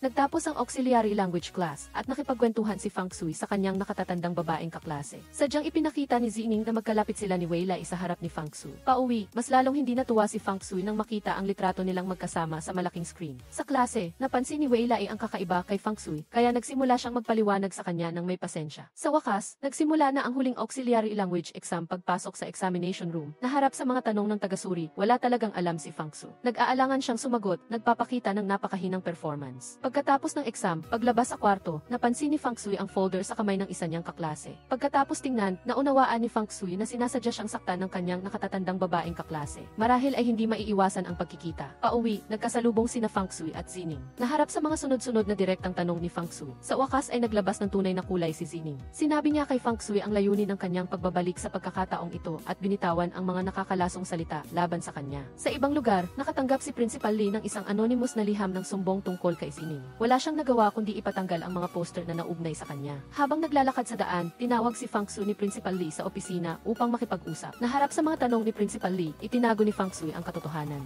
Pagbalik sa klase, humingi ng tawad si Fang Shui kay Wei Lai at sila ay nagkabati na muli tulad ng dati. Pagkatapos ng ilang araw, inihayag ng guro ang resulta ng independent enrollment sa harap ng klase. Para aliwin si Fang Shui, dinala siya ni Wei Lai sa rooftop upang tingnan ang isang sorpresang inihanda niya. Sa opisina, pinatawag ng guro si Fang Shui upang ibigay ang notisya ng interview round para kay Wei Lai. Kasabay nito, binigyan din niya si Fang Shui ng katulad na notisya. Sa oras na ito, nagulat siyang malaman na hindi niya inaasahang nakapasa siya sa pagsusulit. Sa labis na tuwa, masayang bumalik si Fang Shui sa klase upang ipaalam ang magandang balita kay Wei Lai. Nagsimula silang magplano para sa nalalapit na biyahe sa Beijing. Sa bahay, nang malaman na kailangang pumunta ni Wei Lai sa Beijing ng mag-isa, agad na tinanggihan ng nanay ni Fang Shui ang ideya na sumama at hinayaan ang kanyang anak na sumama kay Wei Lai para may kasama. Bago umalis si Fang Shui, hindi rin niya nakalimutan na paalalahanan siya na maging maingat sa kanyang hitsura at maging banayad kay Wei Lai. Sa istasyon ng tren, tahimik na nakatayo si Wei Lai sa plataporma at naghihintay kay Fang Shui. Nang malaman niyang mag-isa ring pupunta si Fang Shui, bigla siyang yumuko at mumiti ng palihim. Sa tren, magkahiwalay sila ng upuan ng isang pasilyo, ngunit patuloy silang nagtutuksuhan na nagdulot ng matinding inis sa isang tiyuhin na nakaupo sa tabi nila. Pagkaraan ng ilang sandali, nang bumaba na ang tiyuhin, agad na sinamantala ni Wei Lai ang pagkakataon at mabilis na lumipat sa tabi ni Fang Shui. Nagsimula silang mag-usap tungkol sa kanilang mga plano sa Beijing. Nagsimula ang pagsusulit at nag-focus si Fang Shui sa pagsagot. Nang tumunog ang bell sa pagtatapos ng oras, lumabas siya ng examination room at nakita na si Wei Lai ay naghihintay na sa labas ng gate. Nag-usap sila na maglakad-lakad sa paligid ng unibersidad. Ngunit habang abala si Wei Lai sa pagbabasa ng libro, tahimik na naghanda si Fang Shui ng isang maliit na regalo. Sa pagtanggap ng regalo, palihim na natuwa si Wei Lai. Ang pinlano nilang biyahe sa Great Wall ay nabigo dahil sa traffic jam. Habang naghihintay ng bus, napansin nila na ninakaw ang kanilang wallet, kaya napilitan silang bumaba ng bus. Hindi pa rin sumusuko, tumakbo sila ng malayo, ngunit sa huli ay nakaligtaan pa rin ang bus dahil sa panghihinayang. Napilitang kanselahin ang plano na bumisita sa Great Wall. Dahil hindi nakapunta sa Great Wall, nagdesisyon silang maglakad-lakad sa parke at nakilala ang dalawang masigasig na matanda na nag-alok na ihatid sila para makita ang Great Wall. Labis silang natuwa, ngunit hindi nila inaasahan na dinala lang sila ng dalawang matanda sa isang exhibition hall para tingnan ang mga koleksyon. Pagkatapos ng isang medyo awkward na pag-uusap sa staff, nagdesisyon silang mag-tour mag-isa. Sa pag-alis, hindi pa rin umalis ang mabait na matanda kanina at nangako pa na ihatid sila sa istasyon ng tren. Sa kabilang banda, nagkita sina Teacher Shang at Cheng Jing para manood ng ng isang laro. Habang pumipila, may bastos na lalaki sa likod nila ang nag-scam. Napansin ito ni Cheng Jing at nakipagtalo sa kanya. Nang makita ito, agad na lumapit si Teacher Shang at sinuntok ang lalaki. Hindi tumigil doon, idiniin niya ito sa lupa at paulit-ulit na sinuntok. Nagmadali ang mga tao sa paligid upang awatin sila. Pagkatapos, dinala sina Teacher Shang at Cheng Jing sa presinto ng pulisya para magbigay ng pahayag. Sa gabi, pagkatapos umalis sa presinto, naglakad-lakad at nag-usap sila. Nagtuksuhan sila tungkol sa mga bansag nila sa dating api. Dahil hindi nakasagot kay Teacher Shang, nagtampo si Cheng Jing at umalis ng galit. Nagmadaling humabol si Teacher Shang. Kinabukasan, inihayag ng guro ang magandang balita. Parehong nakapasa sina Fang Sui at Wei Lei sa interview round. Sabay-sabay na pumalakpak ang mga kaklase bilang pagbati. Ngunit ang tagumpay na ito ay hindi ang inaasahan niya na nagdulot ng pag-aalala kay Wei Lei.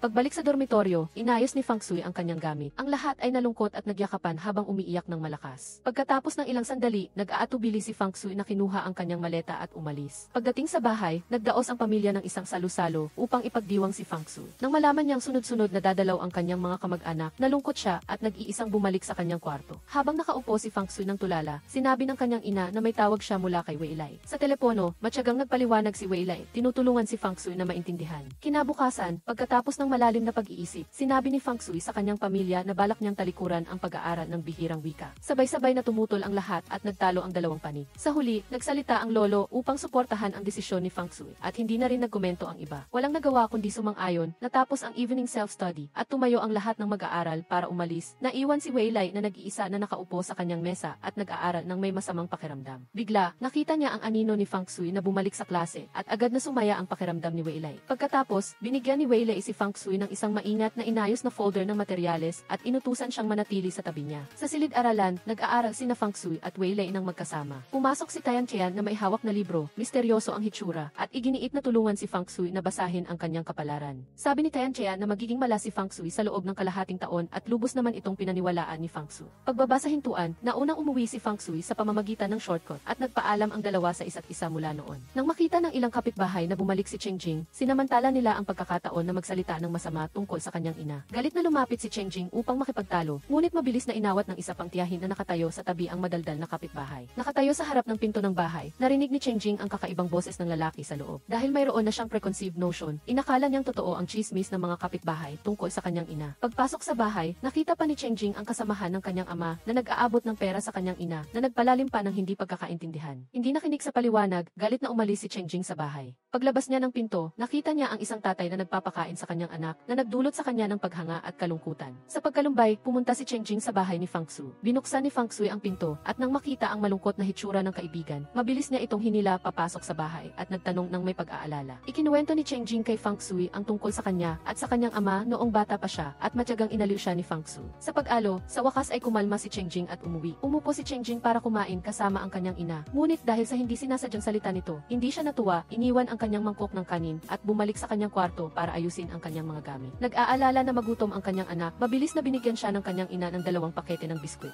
Habang nakaupo at kumakain ng pansit sa harap ng pinto, nakita ni Cheng Jing ang kanyang ina na palihim na umalis ng mag-isa na may kakaibang itsura. Tahimik siyang sumunod, nais malaman ang totoo. Sinundan ni Cheng Jing ang kanyang ina sa isang dance hall. Pinigilan ng manager, nalaman niya ang tungkol sa kalikasan ng lugar na iyon at lalo pang tumindi ang galit niya sa kanyang ina. Pagbalik sa paaralan, galit na pumunta si Cheng Jing sa kanyang upuan at ang malakas na ingay na ginawa niya ay ikinagulat ni Teacher Shang na nakaupo sa tabi niya. Nag-usap sila ng ilang sandali at matalas na napansin ni Teacher Shang na may kakaiba sa pakiramdam ni Cheng Jing. Pagkatapos ng evening self-study, umuwi sina Fang Sui at Cheng Jing sa dormitoryo ng magkasama at pagbukas pa lang ng pinto ay nagulat silang makita ang nanay ni Cheng Jing sa loob ng kwarto. Lumabas na natuklasan niyang naiwan ng kanyang anak ang kanyang pitaka, kaya nagmamadali siyang nagdala nito sa paaralan. Sa kwarto, nagkaroon ng matinding pagtatalo ang mag-ina at umalis ng galit ang nanay ni Cheng Jing. Sa gabi, ang lahat sa dormitoryo ni Fang Sui ay umupo at nagkwentuhan tungkol sa kanilang mga kaarawan. Sa pakikinig kina Tian at Fiona na nagkukwento, labis na humanga si Cheng Jing. Kinabukasan, magkasamang naglinis sina Teacher Shang at Cheng Jing at muli silang nag-usap tungkol sa kaarawan. Nang marinig si Teacher Shang na nagsabing bibigyan niya siya ng regalo sa kaarawan, tumalikod si Cheng Jing at palihim ng ngumiti.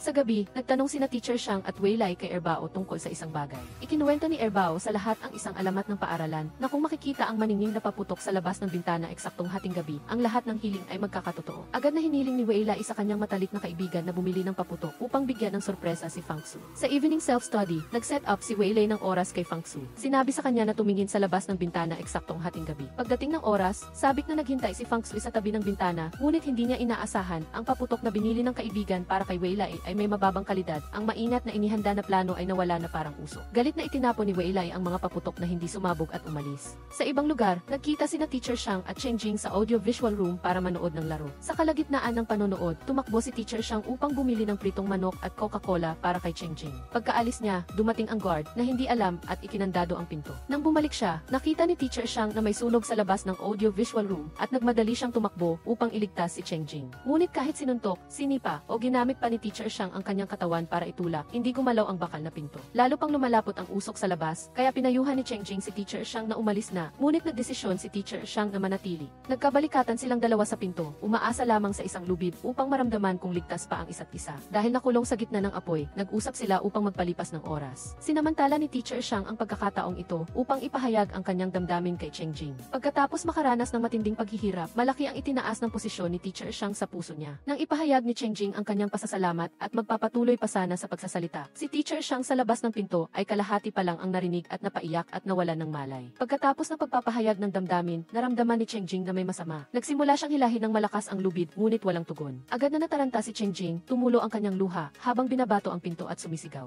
Sa wakas, binuksan ang pinto at pumasok ang mga bombero upang iligtas si Cheng Jing. Nang makita si Teacher Xiang na nakahiga sa lupa ng walang malay, pilit siyang nagpumiglas, nais niyang lumapit at tingnan ang kalagayan niya. Sa ospital, nang magkamalay siya, ang unang reaksyon ni Cheng Jing ay magtanong tungkol kay Teacher Xiang. Nang malaman niyang maayos siya, sa wakas ay nabunutan ng tinik ang kanyang dibdib. Sa silid-aralan, nag-uusap-usap ang mga mag-aaral tungkol sa sunog na naganap. Nagplano sina Fang Xui at Weilai na bisitahin ang dalawang nakahiga sa ospital. Nagmadali sina Fang Xui at Weilai papunta sa ospital at nagtatanong pa lamang tungkol sa kalusugan ni Cheng Jing nang sumugod ang kanyang ina na nagmamadali. Pagkatapos ng pag-uusap, unti-unting nawala ang hindi pagkakaunawaan ng mag-ina. Nang lumabas para magtapon ng basura, hindi na napigilan ng nanay ni Cheng Jing ang kanyang damdamin at humagulgol sa pag-iyak. Sinimula ng paaralan ang investigasyon sa sunog at nang marinig ang anunsyo sa loudspeaker, natigilan si Weilai at nag-isip ng kung ano. Sa panahon ng kanyang pagpapagaling sa bahay, pumunta si Cheng Jing sa dance hall na pinuntahan niya noong una. Natuklasan niya na ang kanyang ina ay nagtatrabaho pala doon bilang isang cleaner. Sa pagkakataong ito, naunawaan ni Cheng Jing na palagi niyang hindi naiintindihan ang kanyang ina at nagyakapan ang mag-ina at humagulgol sa pag-iyak. Hinarang ni Fang Xui si Weilai upang tanungin siya tungkol sa nangyari noong gabing iyon. Sa pagkagulat, naisip ni Weilai ang malungkot na sitwasyon kung mahuli siya kaya nagdesisyon siyang itago ang katotohanan. Paglabas ni Cheng Jing sa ospital at bumalik sa klase, kinamusta siya ng lahat. Sa tanghalian, nag-usap muli ang grupo tungkol sa nangyari noong araw na iyon. Nang marinig ang balita na si Teacher Xiang ang pinaghihinalaan ng mga kaklase at ng paaralan, naramdaman ni Weilai na bigat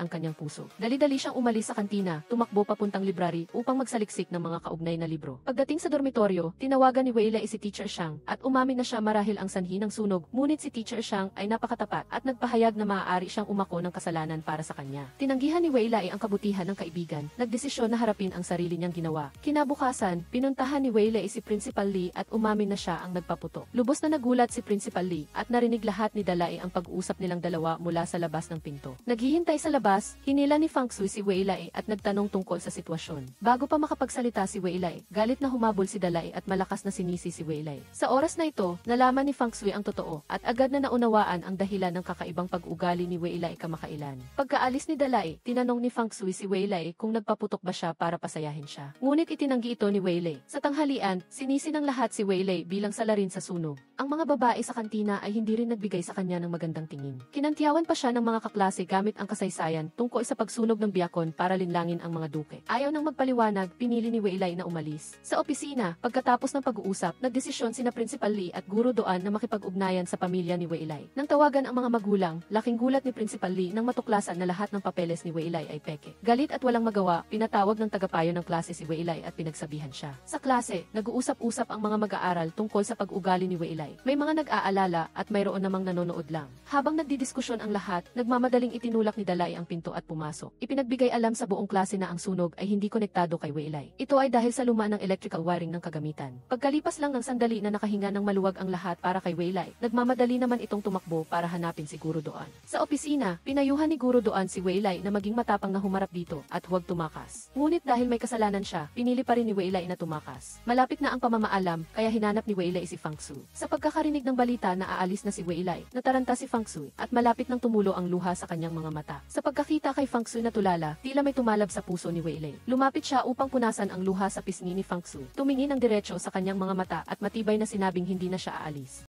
Sa pagtanggap ng sagot ni Weilai, umiyak si Feng Shui at pagkatapos ay tumawa. Kinabukasan, labis na kinabahan si Weilai dahil malapit na siyang harapin ang kanyang ama. Sa paghihikayat ni Feng Shui, inilabas niya ang kanyang music player upang subukang kumalma. Pagkatapos, sumugod ang ama ni Weilai papasok sa paaralan, dumiretso sa klase niya at galit na tinanong ang kanyang anak tungkol sa paghinto sa pag-aaral. Sinubukan ni Weilai na magpaliwanag, ngunit marahas siyang kinalagkad palabas ng klase ng kanyang ama. Nang makita ang sitwasyon, nagmamadali ring sumunod si Feng Shui. Hinarang niya ang ama ni Weilai sa labas ng gusali ng klase at sinubukan siyang kausapin, ngunit tinanggihan siya ng ama gamit ang mga salitang halos nakakainsulto. Tiningnan ni Feng Shui si Weilai nang may tingin ng paghingi ng tulong, umaasang may sasabihin ito. Ngunit, yumuko lamang si Weilai at nanahimik bago marahas na kinaladkad ng kanyang ama. Pagkatapos dalhin pa uwi ng kanyang ama, ikinulong si Weilai sa kanyang kwarto. Inutusan din ng ama ang ina-inahan na huwag siyang palabasin. Sa paaralan, sinisisi ng mga tagahanga ni Weilai si Feng Shui sa lahat ng nangyari. Pagdating sa dormitoryo, inaliw siya ng kanyang mga kasama sa kwarto. Ngunit si Feng Shui ay nakahiga pa rin sa kama ng may kalungkutan. Sa ibaba ng dormitoryo, binigyan ni Teacher Shang si Cheng Jing ng isang bag ng gamot para sa namamagang lalamunan. Nag-usap silang dalawa tungkol sa mga kamakailang nangyari. Sa isa pang pangyayari, nagkaroon ng matinding pagtatalo sina Weilai at ang kanyang ama tungkol sa kanyang kurso at pagpasok sa paaralan. Sinisi ng tatay ni Weilai ang kanyang anak na sumusunod kay Feng Shui, kaya hindi natuto ng magagandang bagay at binigyang diin ang kanyang posisyon bilang pinuno ng pamilya. Sa galit, nagplano si Weilai na umalis sa bahay, ngunit ikinulong siyang muli ng kanyang ama sa kanyang kwarto. Kasama niyang nakulong ang kanyang ina-inahan sa kwarto. Dahil nababato, pinaglaruan niya ang strap ng cellphone ni Weilai at hindi sinasadyang natuklasan ang isang maliit na piraso ng papel sa loob. Masayang kinuha ni Weilai ang piraso ng papel at pumasok sa banyo. Sa pagtingin sa nilalaman ng papel, agad na kumalat ang init sa kanyang puso. Nagsimula siyang alalahanin ang bawat maliit na alaala kay Feng Shui at namula muli ang kanyang mga mata. Kasabay nito, sa dormitoryo, tahimik ding umiiyak si Feng Shui dahil sa pangulila kay Weilai. Kinabukasan, pinunit ni Weilai ang bedsheet sa maraming piraso at tinali ang mga ito na nagplano na tumakas sa pamamagitan ng balkonahe. Sa kasamaang palad, hindi kinaya ng mga piraso ng tela ang bigat ng isang tao, kaya napunit ang mga ito. Dahil dito, nahulog si Weilai sa lupa, nakahiga ng walang galaw. Sa isang klase sa chemistry, dahil sa napakaraming nangyari kamakailan, ang mga mag-aaral ay tila nalulumbay at wala sa kondisyon na mag-aral. Malakas na sinaway ng guro ng chemistry ang buong klase, kaya naman malakas na sumagot si Dalai. Pagkatapos ng klase, ibinalik ni Dalai ang notebook na hiniram niya kay Weilai at tinanong si Feng Shui kung bakit hindi pa bumabalik si Weilai. Sa bahay ni Weilai, nakakulong siya sa kanyang kwarto, ngunit nang wala ang kanyang ama, palihim siyang nag-aral ng kanyang mga review materials. Nagdala ng prutas ang ina-inahan ni Weilai para sa kanya at nag-usap sila ng ilang sandali. Sa silid-aralan, nakita ng guro ang klase na walang gana mag-aral at ang kapaligiran ay malungkot. Nagdesisyon siyang dalhin ang lahat sa rooftop upang isigaw ang mga bagay na gusto nilang sabihin. Pagkatapos ng klase, kumain sina Tayan at Fiona habang nagdidiskusyon tungkol sa isisigaw nila. Nakatayo si Feng Shui sa tabi, wala sa sarili at tulala. Nang makita na hindi maayos ang kaibigan, tinawag siya ng lahat upang magising. Pagkatapos ng ilang tanong, umalis si Feng Shui ng mag-isa. Sa opisina, tinanong ng guro si Feng Shui tungkol sa biglaang quiz sa chemistry sa klase.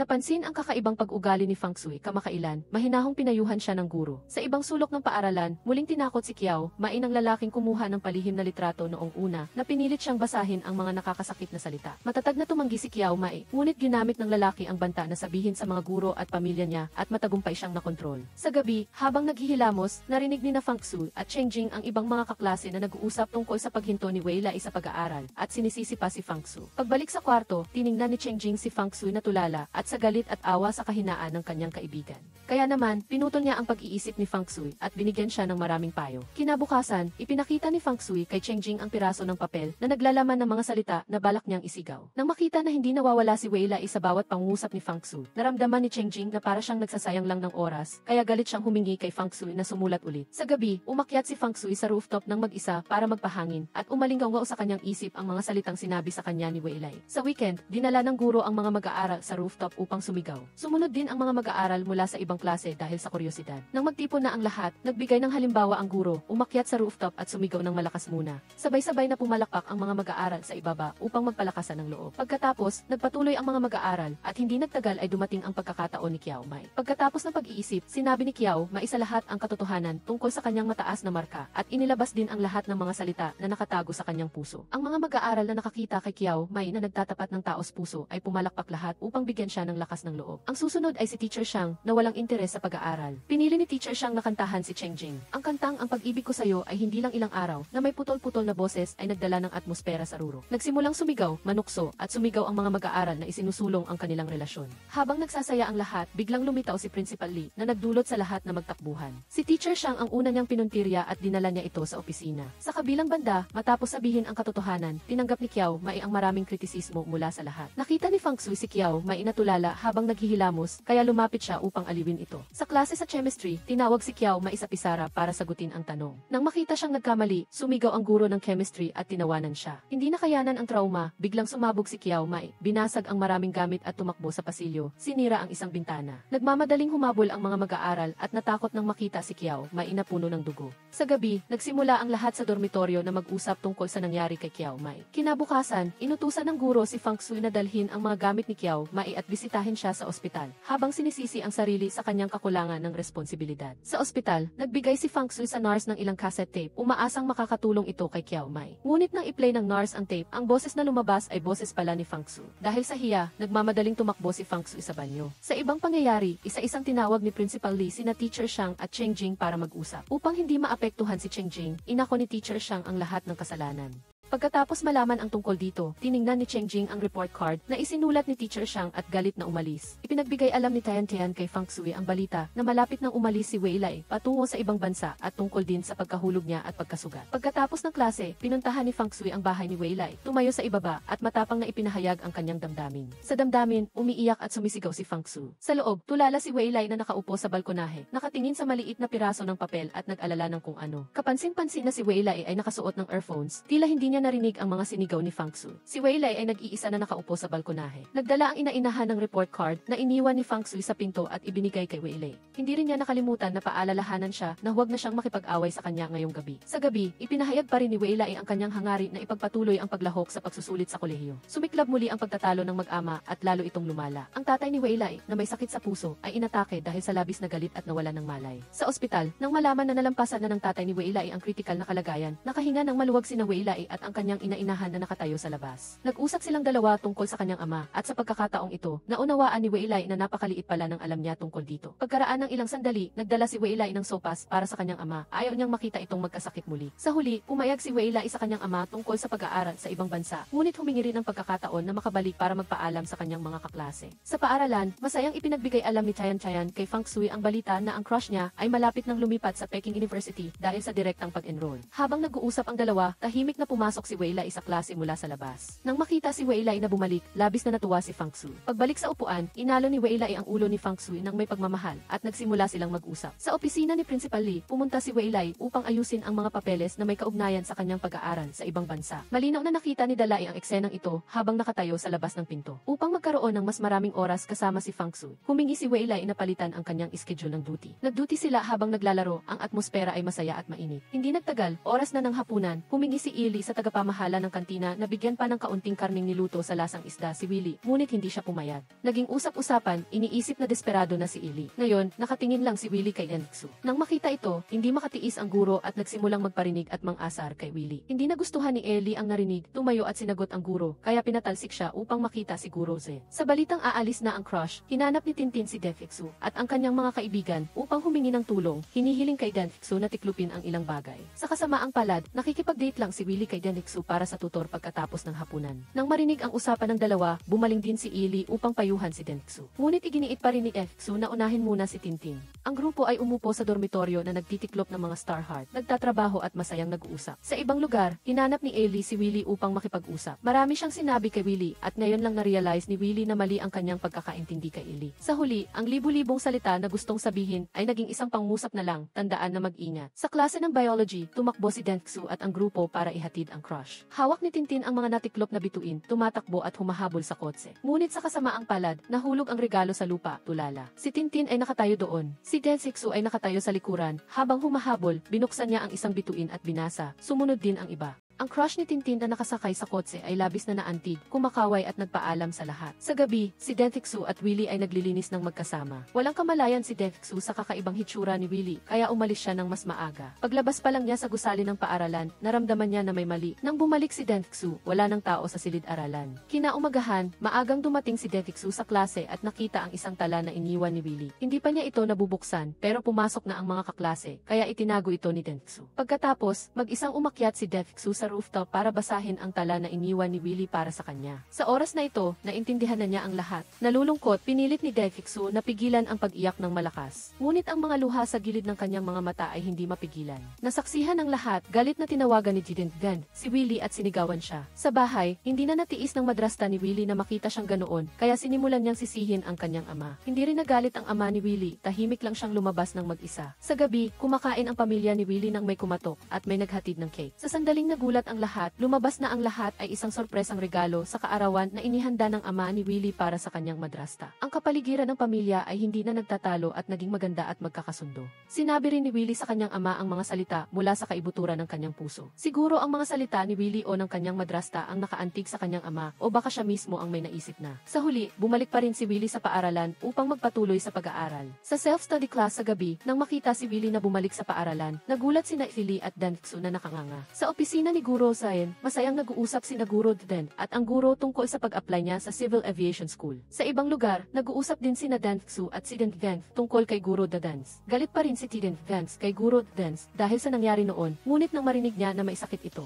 agad siyang kumuha ng gamot mula sa drawer. Inihagis kay Daefixu at hiniling na dalhin ito para sa kanya. Hindi nagtagal, dumating na ang araw ng medical check-up para sa aviation school. Nakapila si Guro Den sa labas nang marinig niya ang reklamo ng isang estudyanteng katatapos lang ng check-up at biglang bumigat ang kanyang loob, labis na nag-aalala at unti-unting umikli ang pila. Sa wakas, siguro Dance na, pagpasok sa silid, nahihiya siyang naghubad ng kanyang shirt. Ang doktor, na naiinip ay tumayo upang tumulong at sa kanilang paghilaan, nakita niya ang peklat sa braso ni Guro Dance. Ayon sa regulasyon, ang mga may peklat sa katawan ay hindi makukuha. Nang magsulat na sana ang doktor, mabilis na pinigilan ito ni Guro Dance. Pagkatapos ng maraming paghikayat, naantig ang doktor sa sigasig at pagpupursige ni Guro Dance para sa propesyon ng pagiging piloto. Sinabi niya sa kanya na umuwi at maghintay ng balita. Sa paaralan, nang makita ni Gehi na tila malungkot si Guro Dance, lumapit siya upang aliwin ito at nag-usap silang dalawa. Sa oras na ito, habang naglilinis ng kanyang mga libro sa klase, hindi sinasadyang nakita ni Daefixu ang notebook ni Kyomi. Dito niya nalaman na ginagamit pala ni Xuhu ang bagay na iyon para bantaan si Kyomi. Hinanap ni Daefixu si Guro Den at Willie upang pag-usapan ang solusyon. Sa wakas ay nakonect na rin ng grupo ang mga hindi pangkaraniwang pag-ugali ni Kyomi noon.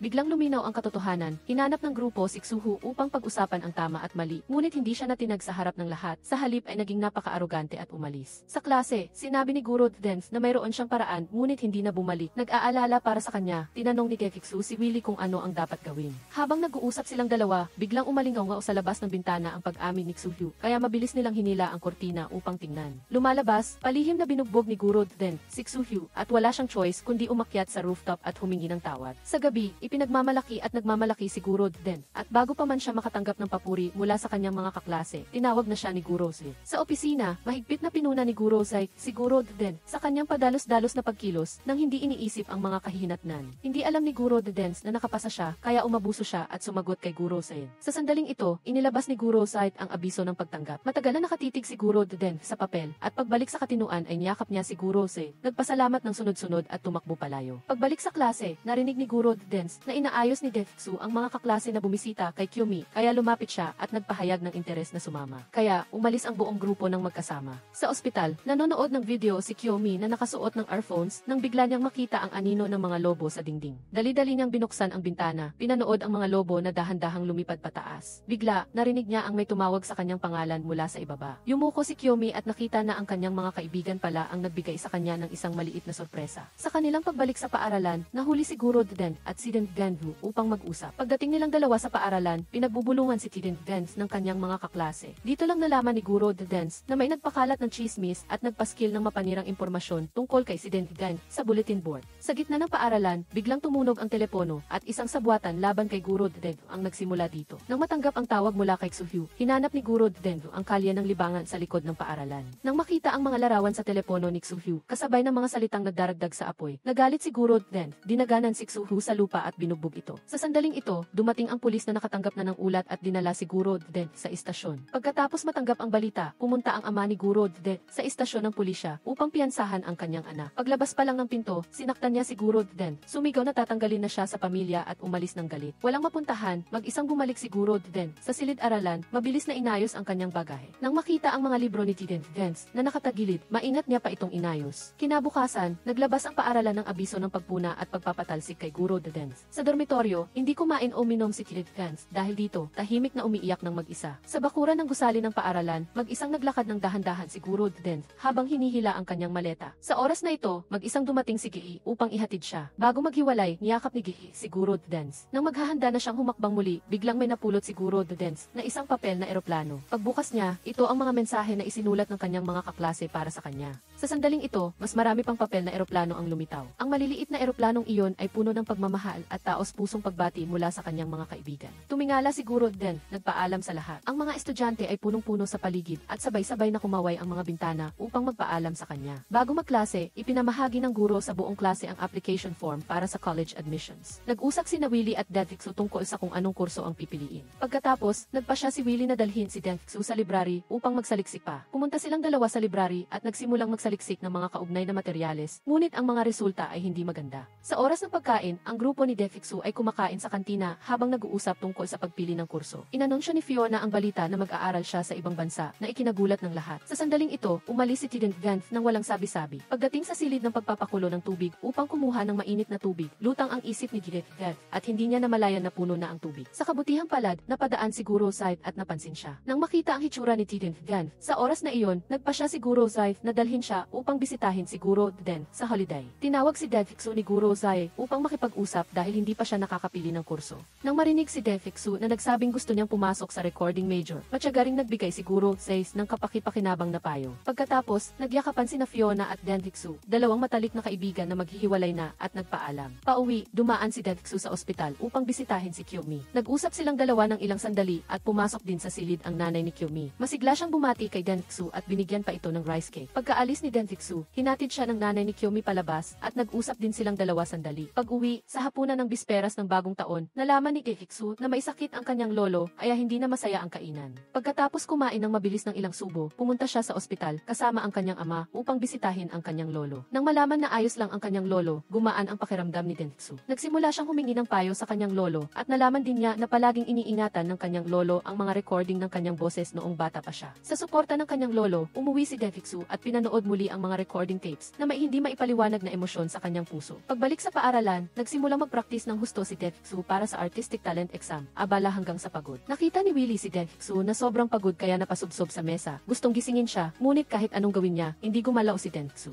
Nang araw na iyon, dinala ng ama ni Denfixu ang isang instrumento na pinag-aralan niya noong bata pa siya. Nagbilin siya ng ilang salita at nagmadaling umalis at labis na na-curious ang lahat sa dormitoryo tungkol sa malaking kahon na dinala ni Denfixu, kaya nagtanong sila ng kung ano-ano. Sa pagpilit ng kanyang mga kaibigan, sa wakas ay ipinakita ito ni Denfixu sa lahat. Lumabas na ito ay isang suona at habang papunta sa exam, biglang nakita ni Denfixu si Guro Dens. Nagmamadali siyang bumaba ng sasakyan upang sundan siya, ngunit hinarang sa labas ng pinto ng isang karaoke bar. Dali-dali siyang tumawag kay si Dens. Pagkatapos ay nagmadaling tumakbo sa lugar ng exam sa kabutihang palad, nakarating si Denfixu sa tamang oras at nakuha ang kanyang exam permit. Sa kabilang banda, dumating si Denfixu sa pintuan ng karaoke na may matinding galit. Ang kanyang mukha ay matagumpay na natalo ang security guard. Sumugod sa loob, sinipa ni Denfixu ang pinto ng silid ni Guro Den. Hinila ang lasing na lalaki at pinagsabihan. Sa pagkakataong ito, hindi na nagtimpi si Guro Den at sumigaw kay si Denfixu. Sa sakit, sinampal ni Denfixu si Guro Den at umalis na umiiyak. Habang naghihintay sa labas ng silid ng pagsusulit, ilang bastos na kandidato ang humiram ng instrumento ni Denfixu at nahulog ito, kaya nasira ang props. Dahil hindi marunong kumanta, ilang linya pa lang ang nakakanta ni Denfixu nang paalisin na siya ng iritable na hurado. Sa kalungkutan, nakatanggap si Denfixu ng tawag mula kay Willie at nagreklamo siya sa kanya tungkol sa talent exam. Hindi inaasahan. Pagkalipas lang ng ilang oras, dumating si Willie at nagdala ng bagong trompeta para kay Denfixu. At ginawa rin ang nakakabaliw na aerobic exercise noong bata pa upang pasayahin siya. Sa pagtingin sa hangal na hitsura ni Willie, umiyak at tumawa si Denfixu. Dali-daling lumapit si Willie, inaplos ang ulo niya at marahang inaliw. Kinabukasan, nagsimula ang talent portion. Ang kaibigan na nakasira ng instrumento ni Denfixu kahapon ay hindi humingi ng tawad kundi ng asar pa. Ngunit ang paghihiganti ay dumating ng hindi inaasahan. Pinatugtog ni Denfixu ang napaka-epiko na kanta ng Bee Sense na pumatay sa tigre.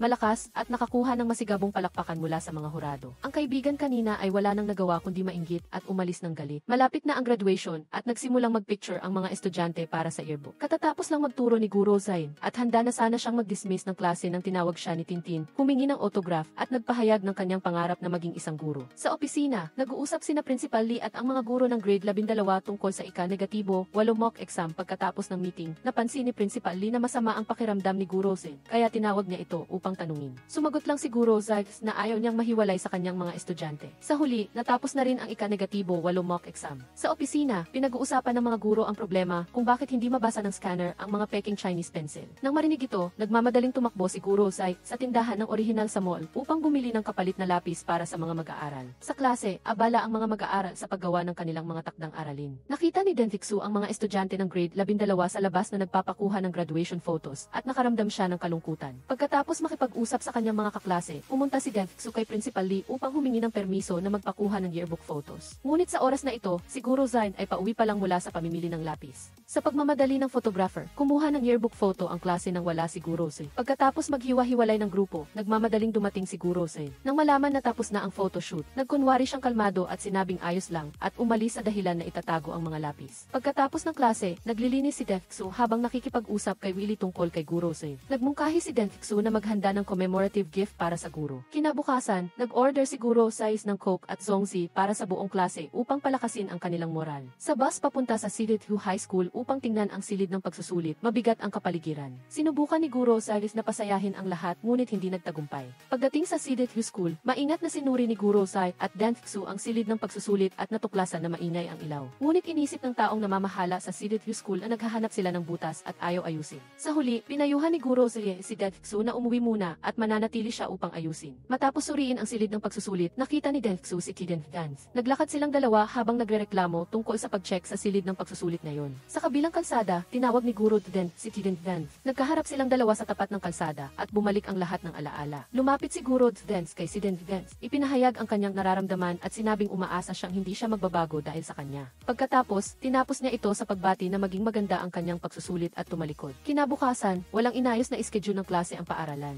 Nagbigay ng mga paalala si Principal Lee tungkol sa pagsusulit. Nagtaka si Denfixu kung bakit hindi dumating si Guro Sai para maghatid. Nagdahilan si Principal Lee na may sakit si Guro Sai. Sa kantina, nag-aalala pa rin si Denfixu tungkol sa ilaw. Sumama si Willie sa kanya sa Silidhu School para tingnan muli. Nang marinig niya na nawala na ang ingay ng ilaw, labis na natuwa si Denfixu. Hindi rin naglihim ang security guard. Sinabing dahil daw sa isang guro mula sa Xinjing High School na pumunta at nag-ayos. Ang braso ng guro ay nabalian pa dahil sa paghila ng ibang mga guro. Upang maiwasan ang gulo, ipinapalit ng paaralan ang ilaw. Nang marinig ito, tumingala sina Denfixu at Willie sa ilaw, tahimik na lumuluha. Sa wakas, dumating na ang araw ng college entrance exam. Si Guro Zain, na may nakasabit na braso, ay kalahating nakahiga sa kama ng ospital. Ang kanyang mga mata ay hindi umaalis sa balita sa GE tungkol sa pagsusulit. Pagkatapos, pumunta siya sa tarangkahan ng paaralan ng pagsusulit. Tahimik na sinasamahan ang kanyang mga estudyante. Pagkatapos ng ilang sandali, lumabas na ang mga resulta ng pagsusulit. Si Denfixu ay nakakuha ng 560 puntos. Agad na labis ang kaligayahan ng pamilya. Sa paaralan, nag-usap ang lahat tungkol sa kanilang mga kagustuhan. Nag-apply si Tiden Gang sa Peking University at si Willie ay nag-apply sa Tsinghua University. Pagkatapos magpasa ng kanilang mga application form sa guro, pauwi, nag-alala si Willie na baka magkagusto si Denfixu sa ibang tao sa kolehiyo. Nahihiya siyang nagpaalala sa kanya na bawal siyang magkagusto sa iba sa kolehiyo at masayang tumango si Denfixu. Sa gabi, sa paaralan, bumalik si Guro Sai sa silid-aralan, tinitingnan ang bawat mesa at upuan sa klase at nakaramdam ng pagka-emosyonal. Nakita ni Principal Lee ang ilaw na nakabukas at pumasok. Nakipag-usap kay Guro Sai tungkol sa kanyang mga nararamdaman pagkatapos ng maraming taon sa propesyon. Pagkaalis ni Principal Lee, nakakita si Guro Sai ng isang sa mesa. Nang buksan niya, nalaman niya na ito pala ay isang video na ginawa ng kanyang mga estudyante bilang regalo para sa kanya. Naantig, hindi napigilan ng guro ang kanyang luha, mabilis na lumipas ang oras. Pagkalipas ng 10 taon, nagtipon ang magkakaibigan para sa reunion ng klase. Si Tintin, na isa ng guro, ay nagbigay alam sa lahat na babaguhin na ang pangunahing gusali ng paaralan at nag-alok na pumunta roon kung may oras sila. Hanggang sa matapos ang party, umalis si Denfixu at Tintin ng magkasama. Hinatid sila ni Guro Dance pababa at habang naglalakad ang tatlo, nakasalubong nila si Tiden Gans na nagmamadaling tumatakbo. Lumabas na kasal na sila ni Guro Dance. Pagkatapos, umalis muna si Guro Dance dahil may kailangan siyang gawin. Sumakay ng taxi si Denfixu, si Denfigan, at ang iba pa, at masaya pa rin nag-usap ang tatlo sa loob ng sasakyan. Sa sasakyan, nagsimulang maging abala si Tintin sa kanyang trabaho. Nang makita ito, pinayuhan ni Denfixu si Tintin na huwag magpagod, ngunit sinabi ni Tintin ang tungkol sa mga hirap ng buhay. Nag-usap ang tatlo tungkol sa pagbabago ng paaralan, inulit ni Tintin ang oras ng demolisyon. Inanyayahan ni Denfixu si Tiden Gigans na sumama, ngunit si Tiden Gigandu ay nagdahilan na mag-overtime at hindi nagbigay ng malinaw na sagot. Sa kabilang banda, nagmamadaling naglalakad si Fiona sa kalsada. Bigla, may isang wedding dress shop sa tabi ng kalsada ang umakit sa kanyang atensyon. Nagpa siya si Fiona na pumasok upang tingnan, pagkatapos tumingin ng sandali ay umalis na siya. Kasabay nito, pagkababa pa lang ni Denfixu ng sasakyan, ay nakatanggap na siya ng tawag mula sa kanyang amo sa kumpanya at nagmadali siyang bumalik sa kumpanya. Sa kumpanya, inalok ni General Manager Lai si Denfixu ng alak ngunit tumanggi siya. Nang makita na hindi umiinom nag-iinom ng alak si Defixu. Nagpa siya si General Manager Lai na asikasuhin ang pangunahing trabaho. Napansin ng amoy kay Defixu, nagsimulang makipag-usap si General Manager Lai sa kanya tungkol sa pabango. Unti-unting naging mapanlin lang ang tingin ni General Manager Lai kay Defixu at inilagay niya ang kanyang kamay sa kanya. Nagmadaling umiwas si Defixu, sinampal si General Manager Lai at umalis. Nang tumakas mula sa kumpanya, tumawag si Defixu kay Willie habang umiiyak. Ngunit pagkasagot pa lang ni Willie ay tinawagan na siya ng kanyang archaeological colleague. Napilitang nunukin ni Defixu ang kanyang inis at ibinaba ang telepono. Sa bahay ni Jigen Gigans, nagising siya at lumabas sa sala. Nakita niya siguro the Dance na nakahiga sa kama na nakakumot at maingat siyang nagkumot para dito. Sa banyo, tinitingnan ni Jigen Gigango ang two-line na pregnancy test stick at napaisip ng malalim. Sa kumpanya, si Jigen Gigan, na buntis, ay malinaw na kulang sa lakas. Sa sandaling ito, lumapit si General Manager Hong ng kumpanya at tinanong si Jigen Gigan kung siya ay buntis dahil ang dati niyang kasamahan dahil sa pagbubuntis ay binitawan ang kanyang umuusbong na karera. Nagmamadaling nagpaliwanag si Jigen Gigan pagkatapos ay umalis sa trabaho. Nagmamadaling tumakbo si Jigen Gigan sa ospital upang magpa-prenatal check-up ngunit tapos na ang oras ng trabaho. Handa na sanang tumalikod si Jigen Gigan ngunit naisip niya at tinanong ang doktor kung kailan siya maaaring magpalaglag. Nang matanggap ang kasiyasang sagot, sinagot ni Jigen Gigan ang tawag ni Guro the Dance. Bago pa siya makapagsalita, narinig na niya ang sigaw ni Guro the Dance sa kabilang linya. Dahil hindi sila nagkakasundo, nag-away silang dalawa. Pagkatapos, ibinaba ni Jigen Gigan ang telepono. Sa Xinjiang High School, nanonood si Tintin sa performance ng kanyang mga estudyante. Bigla, napansin ni Tintin na may dalawang estudyante na hindi nakasuot ng uniforme. Nang malaman ang dahilan, hinanap ni Tintin si DNE upang pag-usapan ito. Sa oras ng pagkain, ang mga estudyanteng nakasuot ng uniforme ay hayagang sumingit sa pila sa harap ng mga estudyanteng walang uniforme. Nagbigay pa ng mga salitang walang galang, sinasabing ang mga estudyanteng walang uniforme ay hindi estudyante ng paaralan. Ang hinarap ni Defixu noon, nagtanim pa rin ng galit sa kanyang puso, kaya't itinakwil niya ang plano ni Defixu at pinili ang plano ng iba. Kahit hindi masaya si Defixu, hindi niya ito ipinakita. Ang kasamahan na ang plano ay naaprubahan ay nagsimulang magmayabang at mang-asar kay Defixu. Hindi nagsalita si Defixu, pinili niyang manahimik. Pagkatapos ng trabaho, mag-isang nakaupo si Defixu sa bahay na tulala. Bigla, itinulak ni Willie ang pinto at pumasok, at nang makita si Willie na bumalik, labis na natuwa si Defixu. Dali-dali niyang niyakap si Willie at naglambing. Hindi makatulog si Defixu, kaya bumangon siya para uminom ng tubig, at nang makita si Willie nagising pa, kuryoso siyang lumapit. Nakatuon si Willie kaya hindi niya napansin na papalapit si Defixu. Nang makita na tinanggihan ni Willie ang lugar na matagal na niyang pinangarap, nagalit si Defixu at sinigawan si Willie, labis na nainis. Balik kay si Defixu, ang matapang na babaeng ito ay nag-iisang nagtago sa banyo at nagsuka. Sa sandaling ito, ang mga kasamahan na hindi gusto si Defixu ay nang asar na mayaman naman ang asawa, bakit pa nagtatrabaho? Galit na lumabas si Defixu, sumagot na kailangan bang manatili sa bahay kapag may mayaman na asawa? Anong siglo na at mayroon pa rin ganyang makitid na pag-iisip? Sa pagpunta sa ospital, dahil sa takot, tinawagan ni Jigen Gigan si Defixu, ngunit hindi si Defixu ang pumunta, kundi tumawag siya kay Guro the Dance. Nang matanggap ang balita, nagmadaling tumakbo si Guro the Dance sa ospital. Nang makita si Jigen Gigan na mag-isang lumabas, nataranta si Guro the Dance. Sa pagtingin sa mukha ni Guro the Dance, masayang humiti si Jigen Gigan. Nang malaman na hindi inalis ni Jigen Gigan ang sanggol, sinimula ni Guro the Dance na sisihin ang kanyang sarili para sa mga pagkakamali noong nakaraan at nagyakap silang dalawa ng mahigpit. Sa ospital, binisita ni Tintin si Guro Zain at nag-usap sila ng sandali tungkol sa nakaraan. Kinabukasan, inspirasyon mula kay Guro Zain, hayagang pinuna ni Tintin ang pag-ugali ng paaralan na hindi pinapayagan ang mga mahinang mag-aaral na magsuot ng uniforme sa isang malaking pagpupulong. Dahil dito, nakatanggap si Tintin ng masigabong palakpakan mula sa mga estudyante. Sa ibang pangyayari, nag-usap si Willie at Defixu tungkol sa hindi niya pagpunta sa child. Hindi masyadong masaya ang pag-uusap ng dalawa. Sa sandaling ito, tinawagan ni Tintin si Defixu tungkol sa demolisyon ng paaralan. Bumalik ang grupo ng mga estudyante ng class 13 sa paaralan upang magpakuha ng souvenir photos. Nag-usap sina Defixu at ang mag-asawang Guro the Dance ng sandali at pagkatapos ay nagsimula siyang maglakad-lakad ng mag-isa. Pagdating sa silid-aralan, nakita ni Defixu ang dalawang estudyanteng magkasintahan na naglalambingan. Naalala niya ang kanyang nakaraan at bumiti bago umalis. Paglubog ng araw, pumunta sina Defixu at Willie sa dalampasigan kung saan unang pumunta si Willie sa bahay ni Defixu. Dito, nagpa siya silang maghiwalay, nagpa siyang ituloy ang kanilang mga karera. Kasabay nito, nag-schedule sila na pagkatapos ng 3 taon, kapag ang bawat isa ay ganap na, kung may pagkakataon, umaasa silang magkikita muli upang magkabalikan.